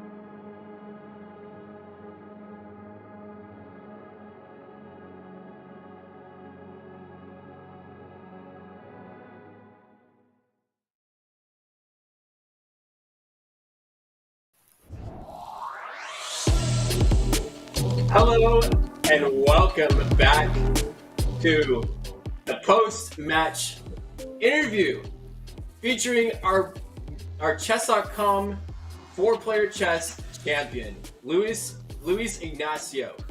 We are interviewing him, and he has done quite a tremendous effort to finish this match really strong with a winning score of 10 to 6 to 3 to 1. So, Luis, what did you think of this championship? You know, this was a very unexpected championship. I was looking forward to playing a Blitz championship, but this one was really tough. I think this was the most exciting for me. Right. I mean, look, you've been around obviously for a while. You're one of the strongest all-round players, but I don't think anyone, or at least I've never really asked, FFA or teams? Which is your preferred? That's a really hard question for me, but I think I'd prefer teams because normal chess means 1 versus 1. So I believe that 4-player chess should be 2 versus 2, and that's more fair. Since if free-for-all players usually throw games for no reason or something like that. That's why I believe teams is always better than free-for-all. Anyway, I believe that free-for-all is always so much fun than teams, according to me. How about self partner or teams? Self partner team. Oh no. Oh, that's gonna make me think for too long. Um, mm, or I guess I should stay with normal teams anyway. Okay, I that is like fair to. because I teams. like. I like the teamwork better than playing by myself. Anyway, this is That's four-player fair. chess. It's 4-player chess. A chess for 4 players. Indeed, great Yeah, answer. exactly. That's why you should play with more than one friend. That's right. That's the theme Wow, of so our Exactly. someone read episode. the memo. But there's obviously in the arena qualifiers we did semi-anonymous, right? But in the finals we did anonymous. Well, for the semis and the finals, do you have any preference between the two? And if so, why? How did you say? I couldn't hear you well. Oh, as in, do you prefer the anonymous that we had with the finals and semi-finals, or the semi-anonymous that we had in the arenas? I'm not sure about that. I think I would stay with the semi-final format about the anonymous games. With the anonymous games. Okay, cool. Yeah. Okay. So, how did you think about this championship compared to the 4-player chess league, the World 4-player chess championship stuff? How did you see the differences? This one was totally different because when the arena qualifiers, I was expecting something like a rating restriction or something like that because I realized that many players were creating new accounts or something like that. That's just a suspect. Something similar happened to Rojito. There was a new account created just a day ago, and I think mm,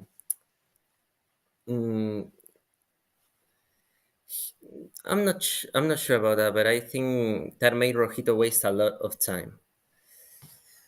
And regarding to the semifinals, I really liked playing for 1 hour and 30 minutes.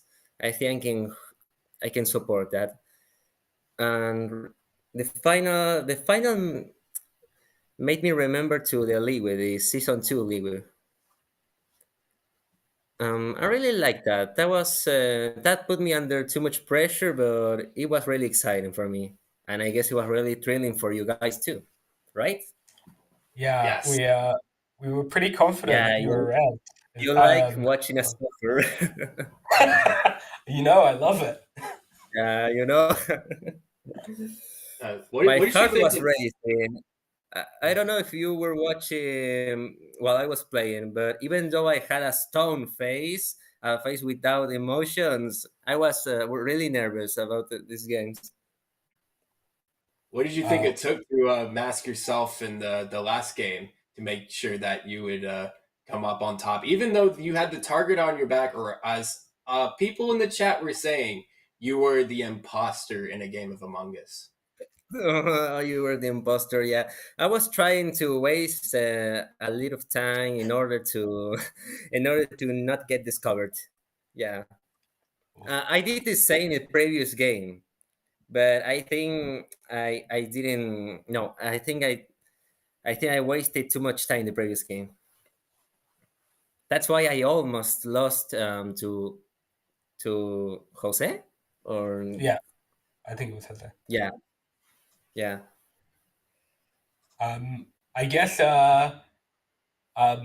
Well, in there's a question from chat here that was who do you consider apart from me, obviously, who do you consider your biggest rival? Is that question? Is that question regarding to free for all or teams? Why not both? Why not both? Go on. Yeah, both. Teams, as I said, what is username? Google Rondi, something like that. Oh, okay. Yeah, he is the player I fear the most. And I system too. Yeah. And in free for all, for Blitz, it should be Chacha Real Smooth or Aura Pro Master. Chacha Real Slow? Yeah, he and I used to be really good rivals. We had good times together many years ago. Yeah, it was in 2020, right? When your boy managed to 2020 or 2019, I don't remember. Or late 2019, early 2020. But that was years ago. That was some fantastic rivalry that I got to be at the front row seats of. Rojito is the rival I fear the most, but not in Blitz, in rapid games or classic games. Yeah. And yeah, I obviously fear him because he's the champion. He's the best player in free for all. No doubt. Okay. Now we have 4 solid colors in the game of 4-player chess. Which of them is your favorite? Chess with chicas, Horde. I guess Horde. I used to play Horde before, but not in Chess.com, in Lead Chess. It used to be my favorite, but I haven't played it for a long time. Okay. And of red, blue, yellow, green, what would be your favorite color? Red, blue, yellow, or green? I got green 3 times in a row, so green definitely not. That was so unlucky. Hot take. I guess I would stay with yellow. Yellow has always been my favorite. Great answer. I think I have one more question, which is, in teams, if you could partner with any GM of your choice, who would you pick? That's I would choose Magnus Carlsen. Anyway, he's my favorite chess player around the GMs. That would be really cool if we got into this game, right? So, how do you plan to continue your chess career, Luis? My chess career, this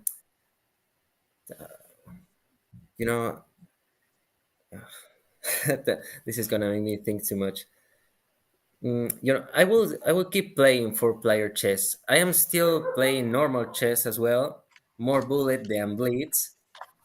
But I haven't been playing in face-to-face tournaments for 6 months, so I'm not sure about that. But anyway, I will keep playing 4-player chess. This has always been one of my favorite hobbies.